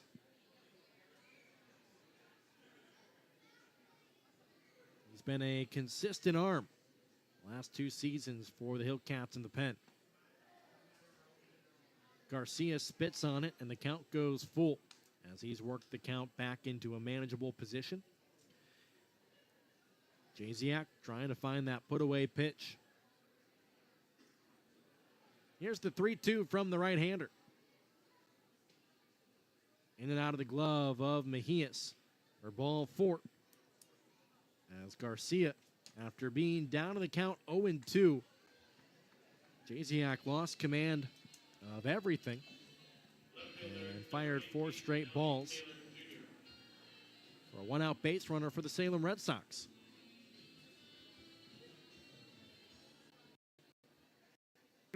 A lot of scoreboard watching this week as we're heading toward crunch time in the first half. The runner takes off. It swung on and missed. The throw down, a beauty, but the tag not placed by Hanau as the ball popped out. And Garcia picks up a stolen base underneath the tag, or despite the good throw by Manuel Mejias, and that takes the double play out of order. Going back to scoreboard watching, Fredericksburg, who sits above the Hillcats, as does Down East, but they're battling it out this week against each other as it's 0-2 on Taylor. Down East leads 7-2 in the top of the 9th inning in Kinston. The other team ahead of the Hillcats, Carolina. They're in the bottom of the 8th against Delmarva. The Mudcats holding a slim 2-run lead, 6-4. Delmarva was leading that game 4-0 in around the 5th inning or so, I believe. So it's been a bit of a bullpen collapse, I would imagine. Yeah, they were up 4-0 in the 6th, and then 3 in the bottom of the 6th, 1 in the 7th, 2 in the 8th. Now they're down 6-4. We saw that Delmarva bullpen in action just a few weeks ago, and it's exactly what it looked like. Yep. It was the starting pitching that really carried them in the series. Now, they ended up winning the series, but the bullpen completely different. Ball away from Mejias. He got out of his crouch. And Garcia 90 feet away. His run at this point is kind of inconsequential, so the infield's not going to be pulled in to try to cut off the runner at home. Nellie Taylor, 0 for 1, 2 walks on the afternoon. Now into the evening hours. Slight orange glow behind the Blue Ridge in left field. The infield is pulled in, though. The 1-2.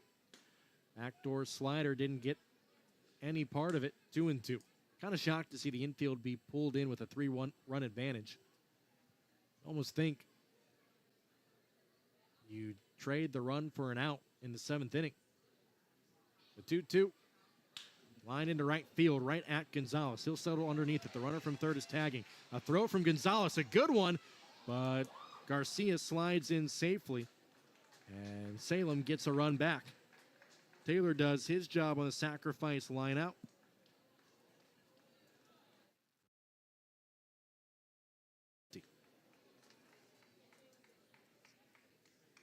Nellie Taylor does his job. He's done so in 3 different plate appearances.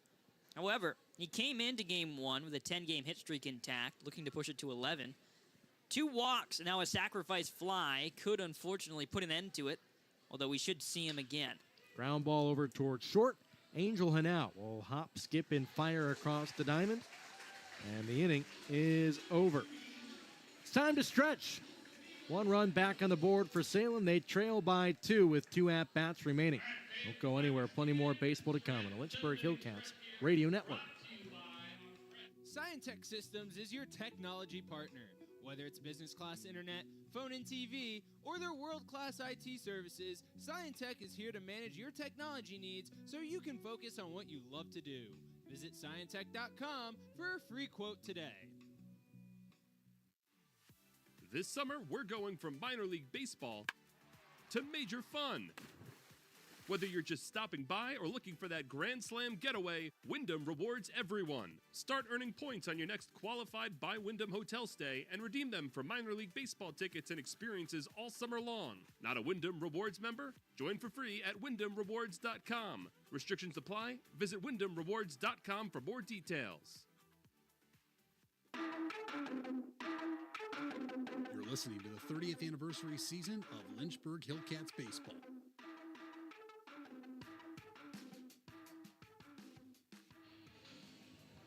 Trevor O'Donnell's day is done. Max Carlson will take over for him. O'Donnell, he is in line for the loss after giving up the 3 runs in the 5th inning.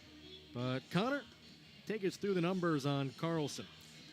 Well, O'Donnell came into the game with some of the best numbers in this Salem bullpen, who I noted earlier in the broadcast has really been picking it up, which has helped Salem to plateau the 500 mark once again for the first time in a while. Same can be said for Carlson. 3.15 ERA, 1 win, no losses, 20 innings pitched. He's got 5 saves as well in 6 opportunities.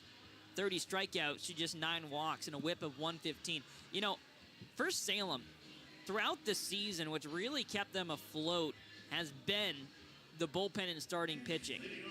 It ranks near the top of several pitching statistics in the Carolina League. Just to list a few quickly for the Salem bullpen and starting rotation. 3rd best when it comes to allowing runs. They've only allowed 151, and they had the 2nd most strikeouts, 451. They've been really solid. Jason Churio pops it in and out of the glove of McIlvaney. First strike 1. Salem getting a run back in the top of the 7th inning, cutting the deficit down to 2. Max Carlson, the North Carolina product, fires it to the backstop. 1 ball, 1 strike. Carlson stands 6'1", 190. He was drafted in the 12th round of last year's draft out of the University of North Carolina from Edina, Minnesota. 1-1, a slow dribbler toward first. Off the heel of the glove, a good play by the second baseman, but not in time as Encarnacion had it ricochet off the back part of his glove. De Leon did everything he could to stick with it, but Carlson not able to get to the bag in time as Churio beat it out. That'll be an error on the first baseman. And another leadoff base runner for the Hillcats. Only their 2nd of the ball game. And the last time it happened came in the 4th inning, also on an error by the first baseman. And it was Angel Hanau who was at the plate who reaped the reward. He extended his hit streak to 8 earlier in the ball game as a throw over has Churio back in diving. Boy, De Leon did everything he could to make that play. That's why you back up your teammates, too, because that could have caused problems if it had just gotten through the infield. Runner takes off. The pitch is up and away. The throw down, a good one, but not able to be scooped by Alcantara. It was a one-hopper. Otherwise, I think they may have had him. Yeah, Churio also, the spikes coming in and knocking the tag out of the glove of Alcantara. It was a good pitch to throw on for McIlvaney. Just not able to put enough on it to beat Churio, who had a good jump. Churio, he's been racking up the stolen bases as of late. Really, it's just been a lot of these speedy Hillcats players that have gotten more and more as of late. Jordan Smith really has been sending runners left and right. He loves to run aggressively on the base paths. He's not afraid to make an out anywhere on the base paths. Number 15 for Churio. Runner in scoring position, trying to get the run back that they gave up in the top of the 7th inning. Salem down by 2, 4-2. In the bottom of the 7th inning.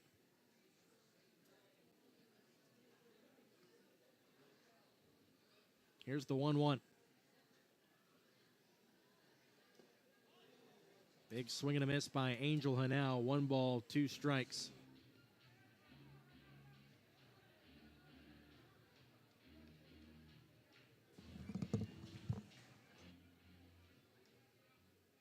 Carlson, a long lean in. As they're now down in the count, 1-2. Churio takes his lead off second to pitch. Skied, left field. Taylor Jr. giving it a look, and it'll land out of play, and we'll try it again.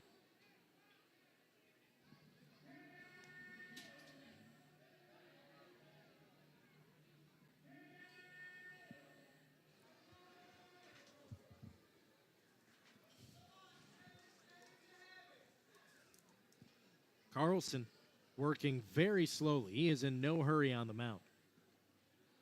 Taking his time. The 1-2. Breaking ball chopped towards second. Charged by De Leon. He flips on to first for out number 1. Not before Churio gets 90 feet closer. Productive out there for Hanau to move over Churio, especially with just 1 out in the inning. Mejias can erase that 1 run Salem put on the board in the top of the 7th. For Carlson, surprised to see him this early. He's really been the tried and true closer, especially as of late. His last appearance, he went just 1 inning, did pick up the save, but did allow a run. That's what we've seen from him for the most part. Coming in the bottom or top of the 9th to close things. However, it looks like in this spot, Salem wants to throw one of their more trusted late relievers to keep things close. Churio 90 feet away. The infield pulled in and an 0-1 count on Manuel Mejias. As he grounds that right to the shortstop, who looks the runner back to third. Will take his time, flip on to first, and now there's 2 down. And so a big second out as Carlson closing in on getting out of the jam after the leadoff air. Allowed Churio to get aboard. Juan Benjamin will step in. Benjamin was hit by a pitch in the 2nd inning, but is 0 for 2 on the day. He tried to go opposite field in the 4th inning, but it was tracked down by the right fielder Garcia. He was batting from the right-hand side. Now from the left, he takes all strong. Back-to-back right-handed arms on the Salem.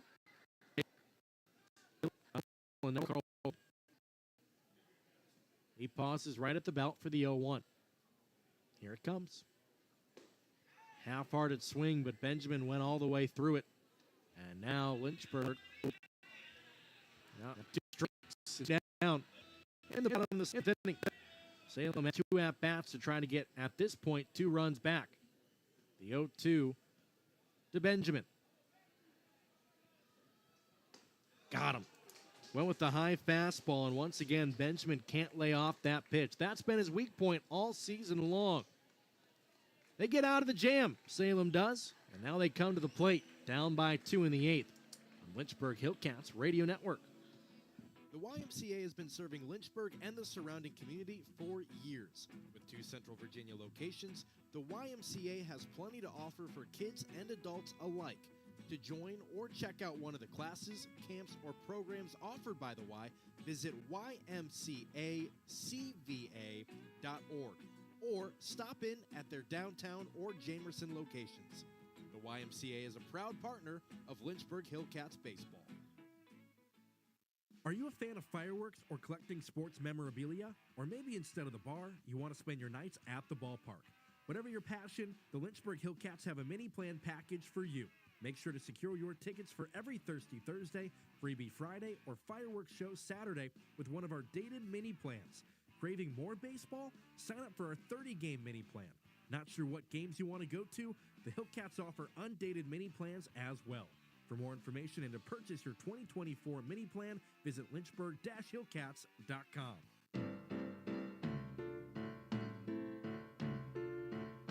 Alongside Connor Young, here's the voice of Lynchburg Hillcats baseball, Jason Prill.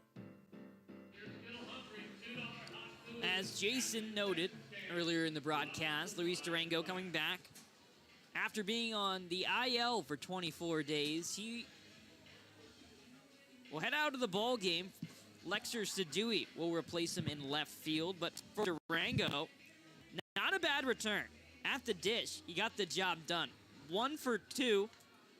Also reaching via the hit by pitch in the bottom of the second, making a great play out in left field. It's a great return for Durango, and Lexer Sadui will look to fill the shoes of the left fielder. Sadui was probably a scheduled reliever for the outfield of Durango, as Fraley Encarnacion takes a called strike 0-1. Cleveland, the parent organization of the Hillcats, they like to play it safe and ease players back from injury at the minor league levels. In their first strike 0-2, especially at the lower minor league levels, they don't have rehab appearances that they could send them to unless they go back to Arizona, and they typically only do that for higher-end injuries that last 2 to 3 months compared to 24 days, as we've talked about. And so they ease them back in at the level that they are returning to. It's the 0-2 pitch. Caught the corner. Oh, boy, what a pitch from Jasiak. Good fastball. Encarnacion was sitting on that slide for number 1. For Jasiak, he had a bad taste in his mouth after the 2-inning blow-up relief appearance where he picked up the loss against Fredericksburg. 6 hits, 4 earned runs, 3 walks. He may have been struggling in May, but even that, for him, very uncharacteristic to see that much of a relief appearance fall apart for Jasiak. So coming in today, having a much cleaner outing so far, has got to feel good to kind of right the ship. And like I said, get that bad taste out of your mouth from the Fred Nats. Already ahead in the count, 0-2 on De Leon, and if he can get through this inning pretty quickly, they may allow him to come back out for the 9th inning, as he can typically go around 45, 50 pitches in an outing. He's sitting at 33 as the 0-2 from the right-hander. Down and away, and De Leon didn't chase. 1 ball, 2 strikes.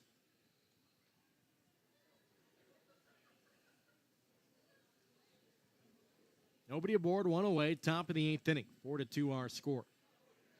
Jasiak delivers. Up and away, 2 balls and 2 strikes. And so just like Yastinson Garcia, after being 0-2, De Leon has battled back into it. Jasiak delivers. Fouled away. De Leon spoiled it. Now right on cue after I said if he can get through this inning quickly. De Leon making him work. I seem to have caused a couple of extensions of the ball game tonight. The 2-2, high and wide, full count. I said it was a perfect day for baseball and could finally say that there was no rain in the forecast, and then not even 45 minutes later, we had a rain delay of about 10 minutes. The payoff pitch, and he lost him. Gonna have bat for De Leon, his second walk, the second time Jasiak has gone from 0-2 to ball 4. And now Daniel McIlvaney will step in. He's 0 for 3. The catcher. He was the 6th round draft pick of Boston in 2021. As the first pitch caught the top of the zone for strike 1. Jasiak would love a ground ball here. The runner on first, 1 down. We'll see if they send De Leon. He holds, and it's lined into left field, dropping hard in front of Sadui. It'll be a base hit as that'll bring up Zanatello. And now the tying run is aboard, and he represents the go-ahead run in the top of the 8th inning. So Jasiak running into some trouble will now face the order for the second time. Not the part of it you want to see. Donatello led off the game with a base hit, but he's out for 3 cents. Was well out in front of the slider for strike one. That's what he's going to have to rely on in this at-bat against the right-handed Donatello. It's that slider that just swoops well away from those right-handed hitters. The 0-1 in the zone. A snap throw to first, and Velasquez can't place the tag, and that will allow De Leon to go down to third. An ill-advised throw from Mejias, and it almost went into right field. Now there's runners at the corners with one out. And if you're trying to get the catcher on the base paths, just seems like that was not the time to do it. Mejias has made some head-scratching throwing decisions. That first and third steal that plated a run against Delmarva, Mejias was behind the plate for. He threw down to second, allowed a run to score. So there's been certain situations like that where it feels like there's a lack of situational awareness. That is a big strikeout for Jack Jasiak. You're right indeed. A huge second out in the inning. As it's a 2-run lead that they're clinging to, but now 2 out. And Antonio Anderson stepping in. Anderson, of the top 3 hitters in the Salem order, the one that pitchers are most likely to enjoy facing. He's only batting a $132 after an 0-for-4 afternoon. He swings out the first pitch and comes up empty for strike one. And the other thing to think about in this situation is if they can't piece it together with the top of the order here in the 8th inning and get the run across, that's going to hurt them for the 9th inning. The 0-1, 0-2. This was their opportunity. It still is.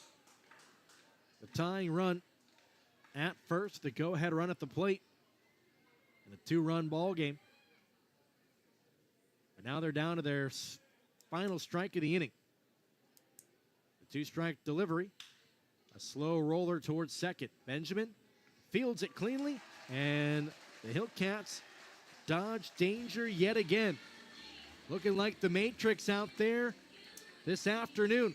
We head to the bottom half of the 8th inning. A 2-run ball game on the Lynchburg Hillcats Radio Network.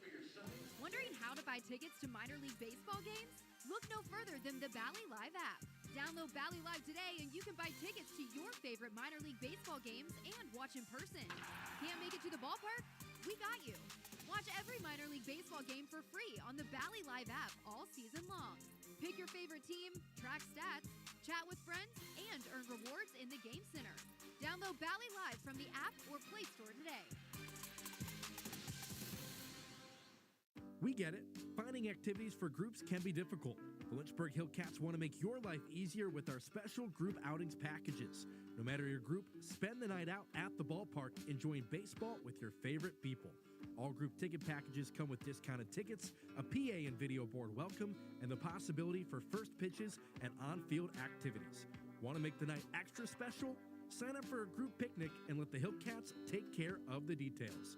For more information on groups or picnics, visit lynchburg-hillcats.com. You're listening to Hillcats Baseball on the Lynchburg Hillcats Radio Network. One last chance for the Hillcats to extend their lead as we head to the bottom half of the 8th inning. It'll be the bottom third of the order against Max Carlson, Lopez, Sadui, and Pastrana after Sadui came into the ball game in replace of Luis Durango, who is returning slowly and surely from injury. So Robert Lopez will kick things off. He's had a pretty nice night. He's 2 for 3. He also picked up an RBI back in the 2nd inning. And much needed for him.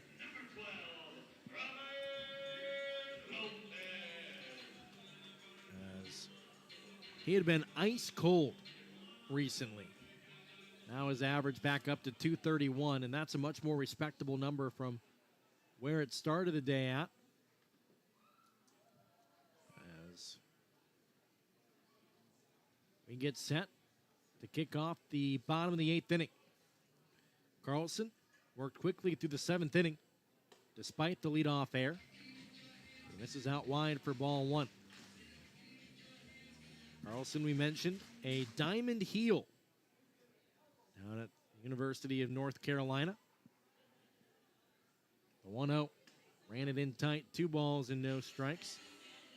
He was teammates with Angel Zarate and Sean Rapp, who were Hillcats last season, both drafted out of the University of North Carolina.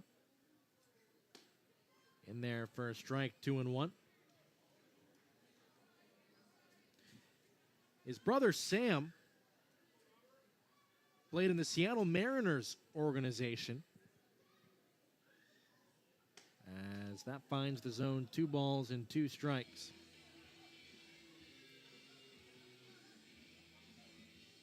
So baseball running in his family for Max Carlson. Trying to make his own name here in the Red Sox organization. As he gets Lopez swinging for out number 1. Alexer Sadui will dig in. Second strikeout for Carlson. That'll bring up Lexer Sadui, who one of the more recent additions to this Hillcats roster, and he's had a tough time at the plate since making the jump to Lynchburg. So he'll look to square around and lay one down in his first plate appearance. Although his best day at the plate came just one game ago. Went 2 for 3, scored a run, drew a walk as well on Sunday against Fredericksburg.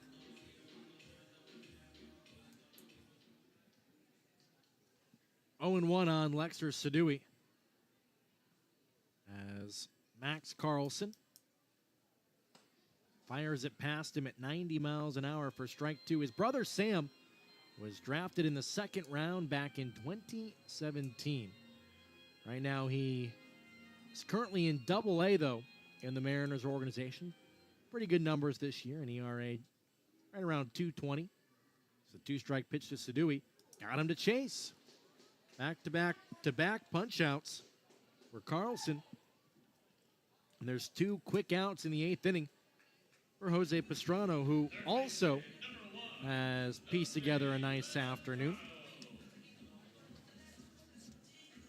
He's got 2 hits, a double and a single. Sight for sore eyes to see him hitting again after what has been a cold start to the season. He swings through the first one, though, at 94 from the right-hander for strike 1.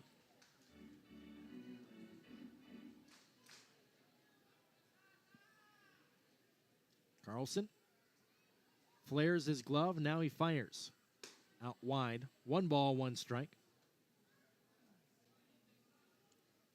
Pastrano, 2 hits today. Ties his season high for most knocks in a game. Does have an error. Could have 2. So what we've seen from Pastrano this year, at least, has been a pretty sure-handed infielder who's made some flashy plays, but just hasn't brought the bat with him to the dish more times than not. However, it's been the opposite today. Here's the 2-1 from Carlson. And Pastrano off balance, 2-2. Pastrano getting additional playing time with the injury to Rafael Ramirez Jr. Yep. We'll see how long that continues with Fran Aldui being assigned to Lynchburg earlier today. The 2-2 from the right-hander. Got him. 3 straight strikeouts in the 8th inning. 3 up, 3 down. We head to the 9th. Salem needing 2 to tie and extend this ball game on the Lynchburg Hillcats Radio Network. If you haven't planned that vacation yet, start by checking Lynchburg Regional Airport. With our great round-trip airfares to many popular destinations, flying from Lynchburg is easy and affordable, offering daily departures on American Airlines to Charlotte with connections to over 170 non-stop destinations worldwide. To check airfares and book tickets, visit flylyh.com today and click Book Now. Prices are subject to change without notice, and certain restrictions apply. Advanced purchase is required and availability is limited. Your close and convenient connection. Check Lynchburg first. Summer has arrived at Bank of the James Stadium as the Lynchburg Hillcats return home to square off against the Augusta Green Jackets June 11th through the 16th. On Friday, you're going to want to be here early as we're giving away bobbleheads for former Hillcat and MLB Cy Young Award winner Shane Bieber. On Saturday, we're raising money for cancer research with our fireworks show. Then on Sunday, we say Happy Father's Day to all the dads out there with a celebratory pig roast. Don't miss the kickoff to summer and get your tickets at lynchburg-hillcats.com.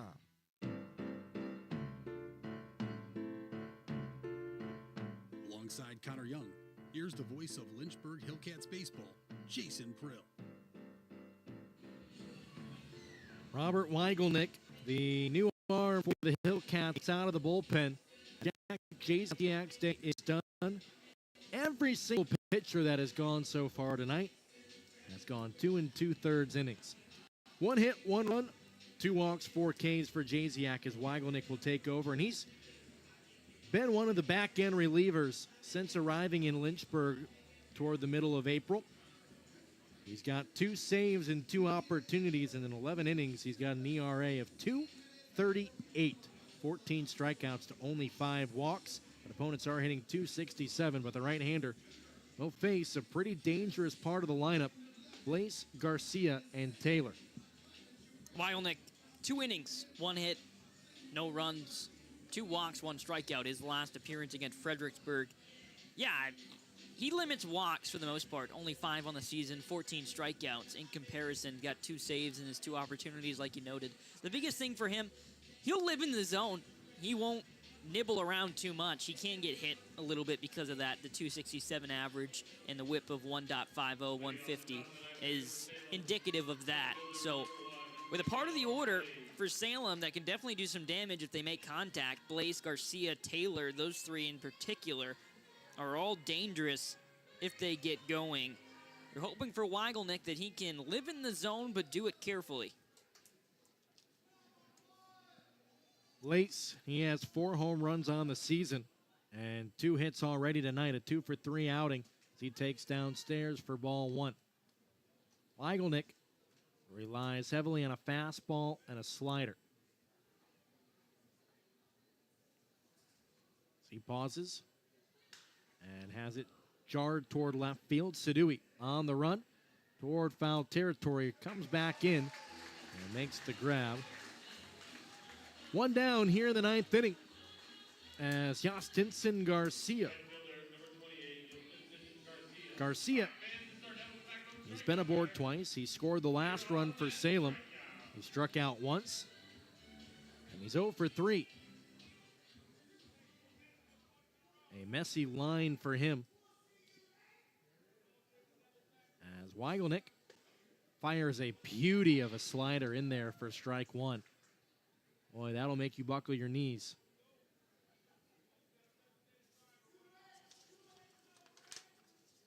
The 0-1 went right back to it. Didn't get the call that time, but that was almost even prettier. Had Garcia ducking out of the box. Looked like it came around to nab the inside half. Top of the 9th inning, the 1-1. Breaking ball. Once again, not getting that call in the inside half. Garcia may have sold it leaning out of the way. That one, though, probably a little bit closer. Nobody aboard, 1 away. Garcia at the dish. He walked and scored in his last plate appearance, and he fouls it away for strike 2. Weigelnick, 2 saves, as we mentioned.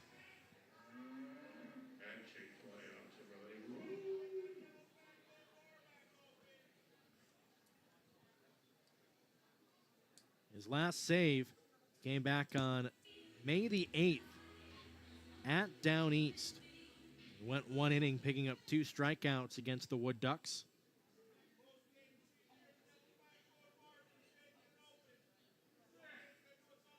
The 2-2 to Garcia. All the way to the backstop as he grip locked it, and the count goes full.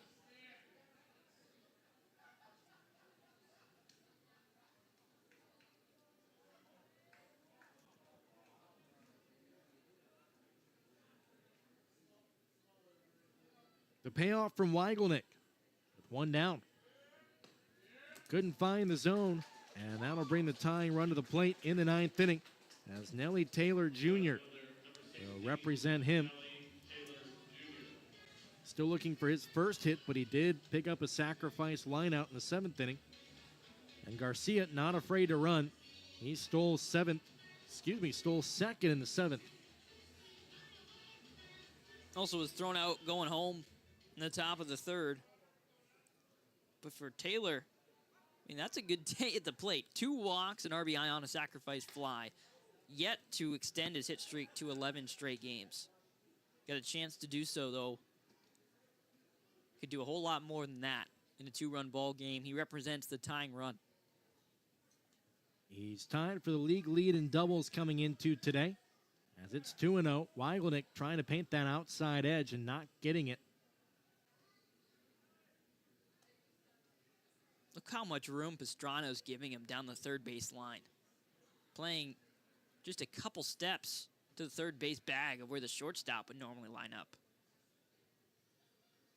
The 2-0 pumped it in there, 2-1.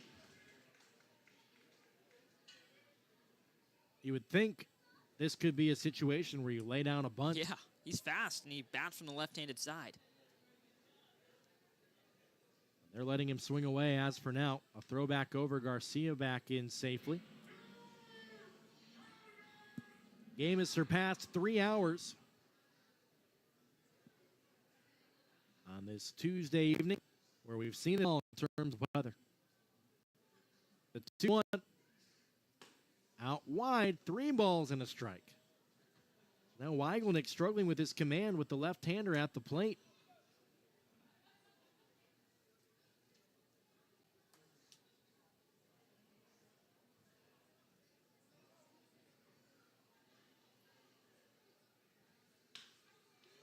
Launched right field. Gonzalez drifting back, ranging back, and we are tied here in the 9th inning.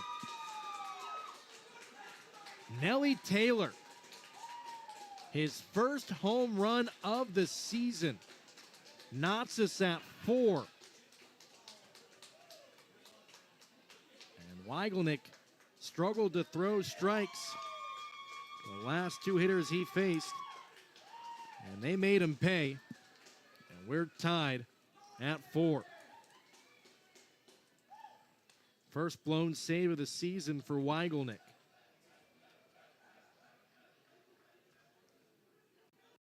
Good time for your first home run of the season, I'll tell you that. Now Weigelnick will have to recover, as Alcantara will step in. Tipped into the glove, strike 2. Now looking ahead to the bottom of the 9th inning for the Hillcats, it'll be the top of the order due up. Gonzalez, Velasquez, and Churio. This game seems topsy-turvy to what we're used to seeing. The breaking ball called strike 3, and there's 2 down. And Fraley Encarnacion will be the last chance for Salem to take the lead here in the 9th inning. But Lynchburg won the middle innings tonight. Yeah. And have struggled in the later innings. They've given up 3 runs since the 7th, allowing Salem to tie things up as the fastball at 95 across the heart of the plate for strike 1. Weigelnick looks like a different pitcher after giving up the 2-run shot. The 0-1 got him to chase. 0-2. Maybe pitching with more frustration. Either way, he's ahead in the count, 0-2. Here it comes. Called strike 3. Well, Salem ties it up in the 9th inning. Lynchburg needs 1 to win on the Lynchburg Hillcats Radio Network. Celebrate the history of America's pastime at the National Baseball Hall of Fame and Museum in Cooperstown. See priceless treasures that will bring your baseball memories to life. Connect with events that shaped and changed the game and our country. And relive the careers of legends who have earned the greatest honor in sports. Our stories to tell, your memories to share. Plan your family visit today at baseballhall.org. Hey Lynchburg, we all miss the good old days, which is why the Lynchburg Hillcats are bringing back simpler times, May 28th through June 2nd, as the Salem Redsox come to town. For one night only on Thursday, we're bringing back beer pitchers as part of our Thirsty Thursday campaign. That's right, a full pitcher of beer for one low price. Then on Friday, we'll party like it's 1995 with a vintage Hillcat jersey giveaway. On Saturday, we'll shake up the present by wondering what could have been had the 2015 rebrand looked a little different. Get your tickets at lynchburg-hillcats.com.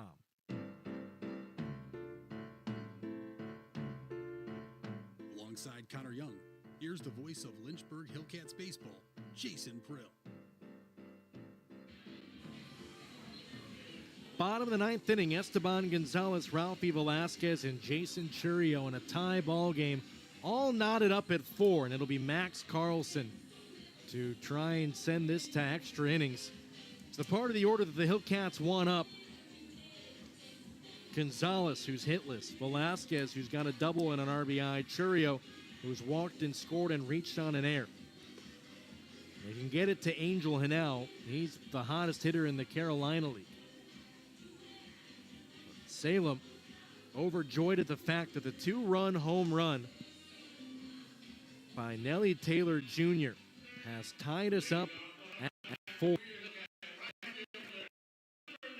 Lynchburg, I think you can fall into a trap of thinking you gotta tie this thing with one swing of the bat. You just need base runners here. I think Esteban Gonzalez might be a little eager. He often likes to let go of his A swing, but you just need him to be a leadoff man. He swings through it for strike 1.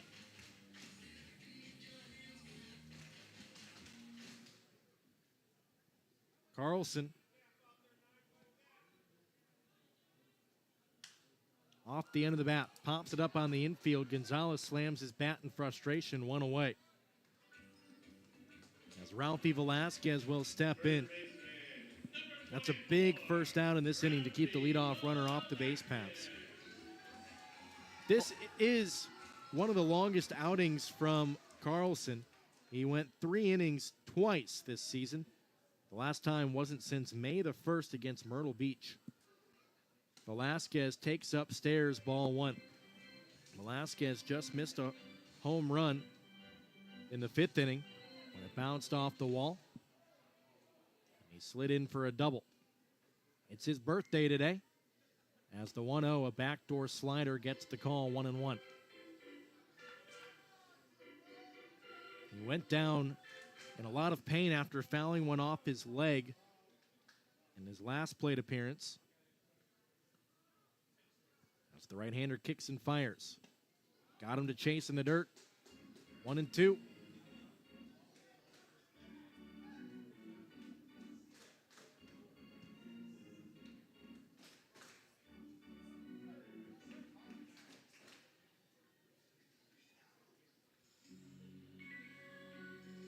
A late timeout has been called by Gustavo Garza.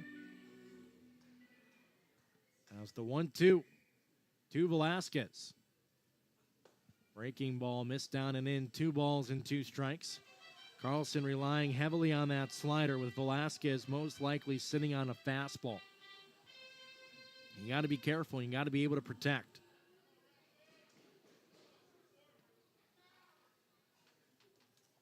The 2-2. Line into right field. That's hooking toward the corner, and that will get down and one hop in front of the wall. Around first, heading to second. A good throw from the right fielder won't be cut off. And Velasquez delivers a huge 1-out double. His 2nd of the ball game. And gives Lynchburg a big base runner. He's the winning run. As Jason Churio will step in. Well, he's locked in again. The last couple of series we saw Ralphie, he clearly was not in an absolute zone at the plate, but we have seen him in that form earlier in the season. The Fredericksburg series comes to mind that we saw here at home. And I guess it's Fredericksburg that starts him. So he has a great series on the road. And one line drive into right field, a base hit. Velasquez will have to hold at third. Churio will get aboard. So now the winning run 90 feet away for Angel Hanau. just how the doctor drew this up, and I would almost be certain Churio is going to go in motion here with the runner on third, as the entire infield coming in, probably discussing that exact fact of saying, hey, how do we want to approach this? I don't want to throw down, is probably what McIlvaney says. So they're probably devising some sort of pre-prepared scheme to maybe throw it to the shortstop in this situation and see if they can get Ralphie being a bit too aggressive. Yeah. But if I'm Jordan Smith now, I'm telling Ralphie, don't even make a move toward home. Unless they throw it into center field, you're staying put at third base. Churio takes his lead off first. Hanau at the dish. He's been a hero a couple times this season. Runner takes off. It's floated upstairs and a fake throw down. And just as I suspected, the inconsequential run of Churio to move into scoring position. Now the infield is pulled in with one down. Angel Hanau just turned 20 less than 2 weeks ago. The chance to win the ball game with only one out. Check swing off the edge. They don't even appeal. Now, timeout is called. And an intentional walk has been issued. Understandable in that situation. And the hottest hitter in the Carolina League at the plate in Angel Hanau. And you have an opportunity to face the catcher, Manuel Mejias, who's 0 for 4 on the day. And a double play opportunity. That's the smart move. Exactly, because now, like you said, at the end there, your middle infielders can go back into double play depth, which would end the inning. Corners are pulled in, and the middle infield slightly in as well, but in double play depth. Missing off the inside edge to Mejias for ball one. We mentioned Carlson has only gone 3 innings 2 times this season. He made 54 pitches in the one, 33 in the other. He's at 40 once this pitch is released. He steps off and calls time as the pressure beginning to mount on the right-handed reliever. The last time he saw that type of volume, too, was all the way back in May 1st.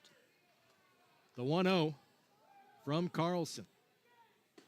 Ooh, Mejias, his eyes lit up at a fastball. It's 1-1. Ralphie at third. Churio at second. Hanau over at first. Tie ball game, bottom of the 9th inning. Here in Lynchburg. Carlson sets the 1-1. Slow chopper toward first. Backhanded by Encarnacion. He comes high and will retire Velasquez at home for out number 2. That will leave it up to Juan Benjamin. So a great play for Encarnacion. That moves Churio to be the winning run. Velasquez is retired. Benjamin 0 for 3. He was hit by a pitch in the second inning. And out comes the pitching coach, Juan Rivera, for Salem. As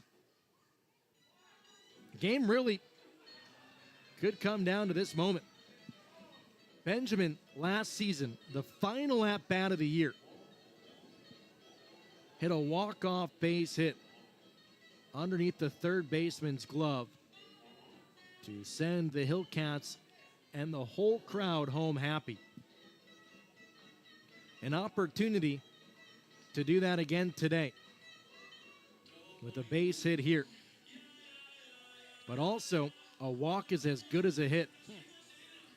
You say that tongue-in-cheek oftentimes throughout the course of a ball game. But right here, it's the cold hard truth. It wins the ball game if he gets aboard in any form or fashion. First pitch taking all the way, strike one.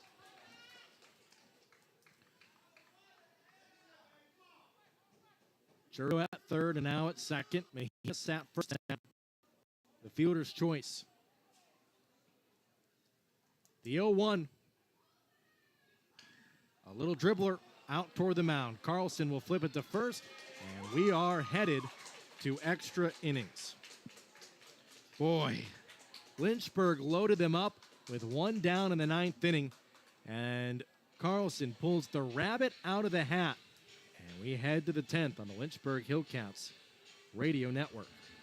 Summer has arrived at Bank of the James Stadium as the Lynchburg Hillcats return home to square off against the Augusta Green Jackets June 11th through the 16th. On Friday, you're going to want to be here early as we're giving away bobbleheads for former Hillcat and MLB Cy Young Award winner Shane Bieber. On Saturday, we're raising money for cancer research with our fireworks show. Then on Sunday, we say Happy Father's Day to all the dads out there with a celebratory pig roast. Don't miss the kickoff to summer and get your tickets at lynchburg-hillcats.com. You've probably heard the old saying, the best things in life are free. But do you believe it? The Lynchburg Hillcats want to make sure you and your kids do. Sign your kids up for Southpaw's free Kids Club and experience the best free activity your money can't buy. All Kids Club members receive complimentary tickets to 5 designated Kids Club games, Virginia 529 Fun Zone passes for the whole season, and exclusive autograph sessions with players. Kids 12 and under can sign up at lynchburg-hillcats.com to activate their Kids Club membership today.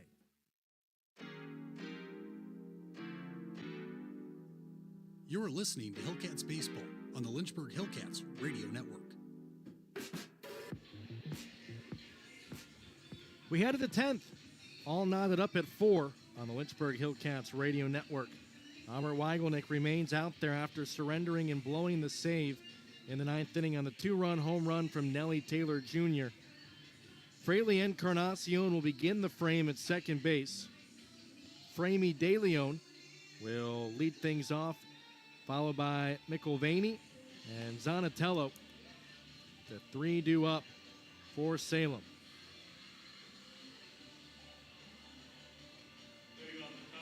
The home run from Nellie Taylor is the reason we're playing right now. And the home run ball has been a problem for Lynchburg all season long. They allow the most round trippers in the Carolina League by a wide margin. 41 home runs, 14 more than the Mudcats, who have allowed the second most in the Carolina League. 41 homers, also the second most in all of single-A baseball, with just the Bradenton Marauders ahead with 42 homers surrendered. Been tough for the Hillcats pitching staff in terms of keeping the ball in the ballpark. So Encarnacion takes his lead off of second. De Leon at the dish. Corner's pulled in as it's fouled away for strike 1. Aggressive approach from De Leon.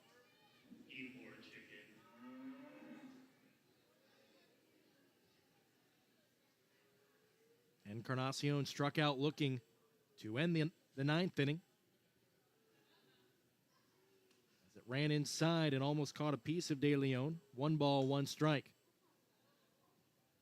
Lynchburg left the bases loaded in the bottom of the 9th inning. All they needed was 1 base hit, and they would have won the ball game. The 1-1 ground ball over towards second. That will move the runner down to third.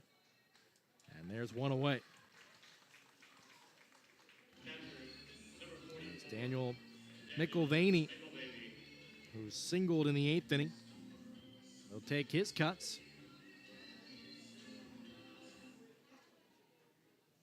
Infield will now be pulled in. Typically, that never works, but it has worked a couple times tonight. Yeah, Angel now got 1 out that way. Then in the 9th inning, it worked for Salem as the slider finds the zone for strike 1 to McIlvaney.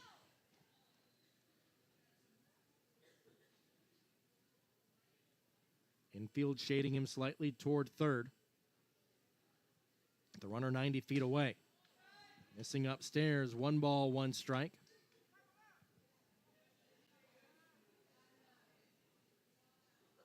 Go-ahead run in Encarnacion. Line drive right at the shortstop. They can double him up, and they do! Angel Hanau, a heroic stab.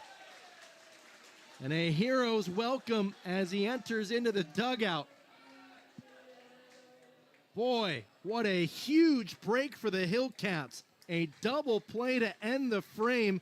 They teach you to freeze on a line drive, And with the infield pulled in, Encarnacion thought it was clearly going to go into the outfield, but Hanau had a different story. We're going to step aside. Bottom of the ninth inning, a new pitcher for Salem on the Lynchburg Hillcats Radio Network. The Lynchburg Hillcats are ready for a summer of fun with a fresh slate of weekly promotions for you and your family to enjoy. Every Tuesday, get a free ticket to the next Tuesday home game as part of our 2 for Tuesday promotion. Wednesday is Weenie Wednesday with hot dog deals each week, and Thursday, we'll bring back our traditional Thirsty Thursday with drink specials all night long. On Friday, join us for Freebie Friday for a new giveaway each week. We'll have fireworks every Saturday night, and kids can eat free each Sunday during the season. Get your tickets today at lynchburg-hillcats.com. Are you a fan of fireworks or collecting sports memorabilia? Or maybe instead of the bar, you want to spend your nights at the ballpark? Whatever your passion, the Lynchburg Hillcats have a mini-plan package for you. Make sure to secure your tickets for every Thirsty Thursday, Freebie Friday, or fireworks show Saturday with one of our dated mini plans. Craving more baseball? Sign up for our 30-game mini plan. Not sure what games you want to go to? The Hillcats offer undated mini plans as well. For more information and to purchase your 2024 mini plan, visit lynchburg-hillcats.com. You're listening to Hillcats Baseball on the Lynchburg Hillcats Radio Network.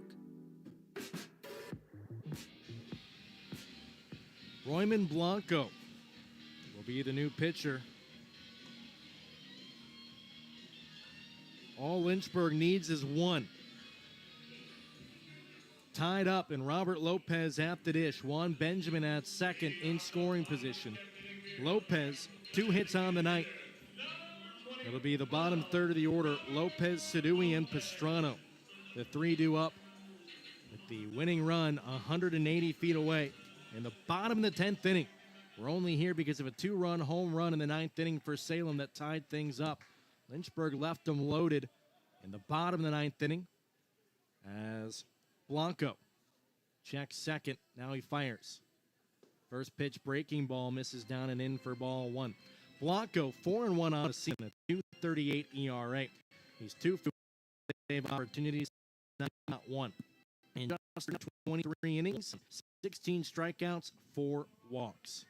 The right-hander delivers the 1-0 after a check of second. Out in front of it was Lopez as he was trying to end the game.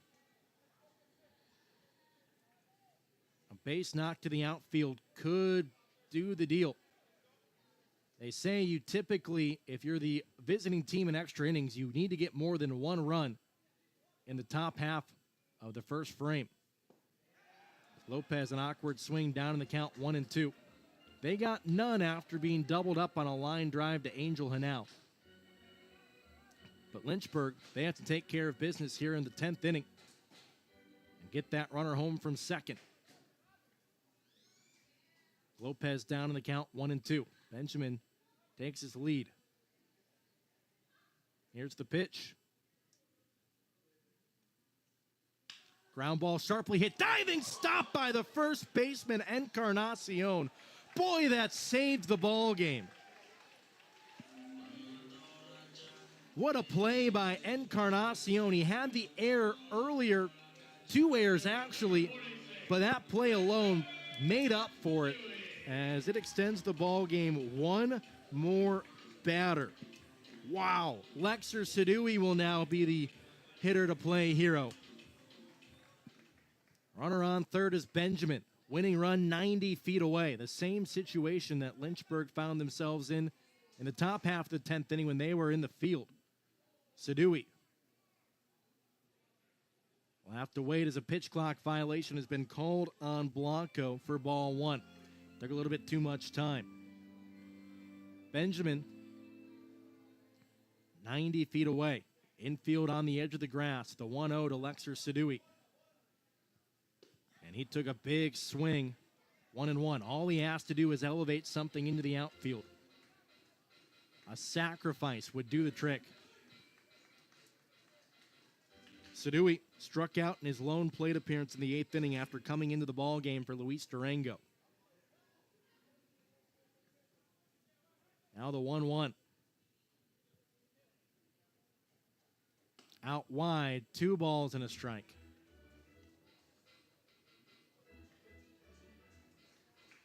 Sadui batting a $172. No home runs, no RBIs. A 1 in that RBI category would win the ball game. The 2-1. In and out of the glove of McIlvaney. He got a little bit too casual with it. Was able to keep it relatively close, but it's a good hitter's count for Sadui as they try to paint the outside corner. You don't have to go right at him here. No. A walk does not hurt you one bit. You shouldn't go right at him here. In fact, you'd almost argue a walk is a better result. Here's the 3-1 to Sadui. He spoiled it. They challenged him. Yep. They gave him a pitch to hit, and Sadui took a curveball and fouled it back to the screen. It's a full count. Jose Pastrano waits on deck. Blanco checks third. Now the pitch. Fouled away again. Sadui went up and after a high fastball.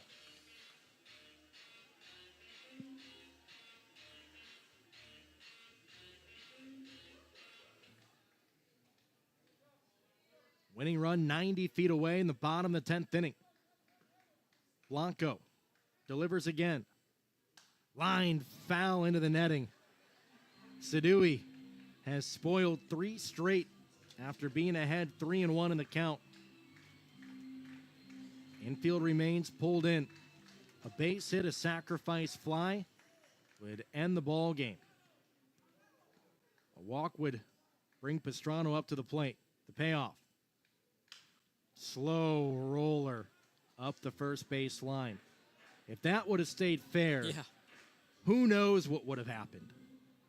Give yourself a chance. That was hit so slowly. It was going to be a close play at home plate. Benjamin going to be running on contact. Once again, the payoff pitch. Got him. Sadui chased after a curveball in the dirt. And that'll leave it up to Jose Pastrano. Pastrano, 2 hits on the day. But he struck out in his last plate appearance. Winning run remains 90 feet away. But now they need a base hit. Otherwise, we go to the 11th. First pitch, roped, right field, goodbye!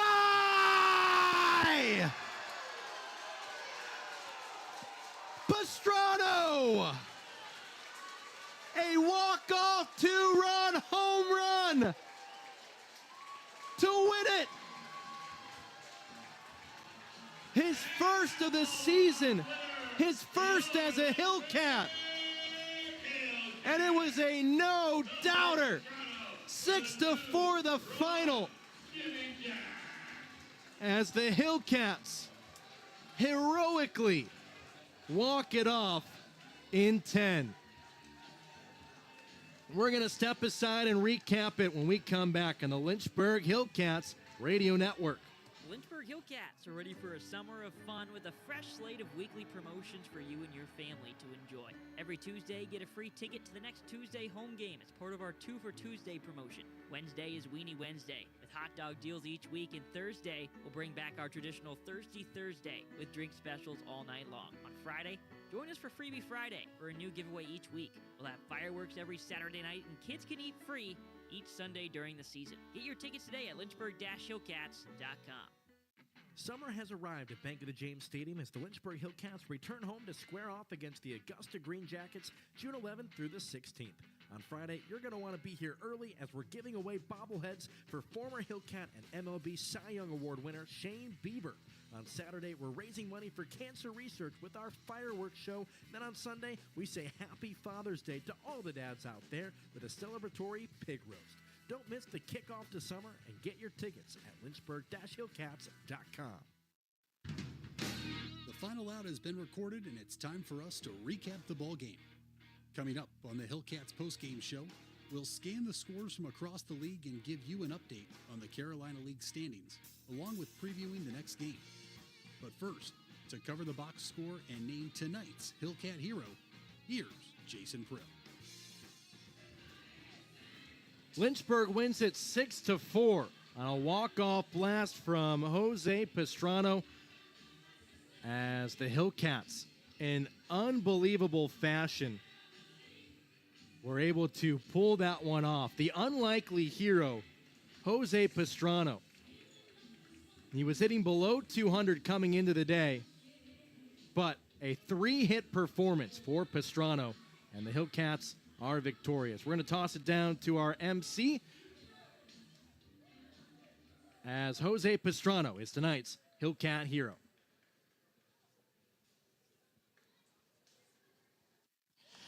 What a game. Jose, great way to finish off. Such a hard-fought game. It went 10 innings tonight. Such a hard fought. How is it coming into this moment knowing that your swing could finish it off? What did you feel coming into that last at-bat?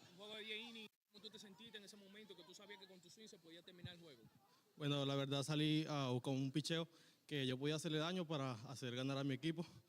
Y bueno, gracias a Dios lo logré y una victoria más para el equipo. I just got to the home plate, tried to get a pitch, to just doing the walk-off right there, just one more way for the team. It's hard with these type of settings. It's hard time to celebrate because we have a lot more games to play. So what do you feel like leading into the rest of this week is the big motivation for this week? Oh, mi familia y el equipo sería la motivación para seguir haciendo lo que me gusta y seguir actuando bien. His family and the teammates, just worry about those little things and just keep doing and play the game the right way. Way to finish off, Jose. Great game, and we'll see you tomorrow night. Yeah, see.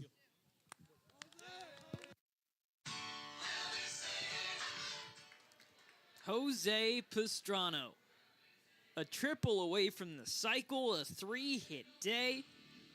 First home run, not of the season, but as a Hillcat. Lynchburg walks it off at home in home run fashion for the second time this season to take game 1 over the Salem Redsox by a 6-4 final. We're going to go over the box score real quick, as picking up the win for Lynchburg will be Robert Weigelnick. You know, if there's one player other than Jose Pastrano who's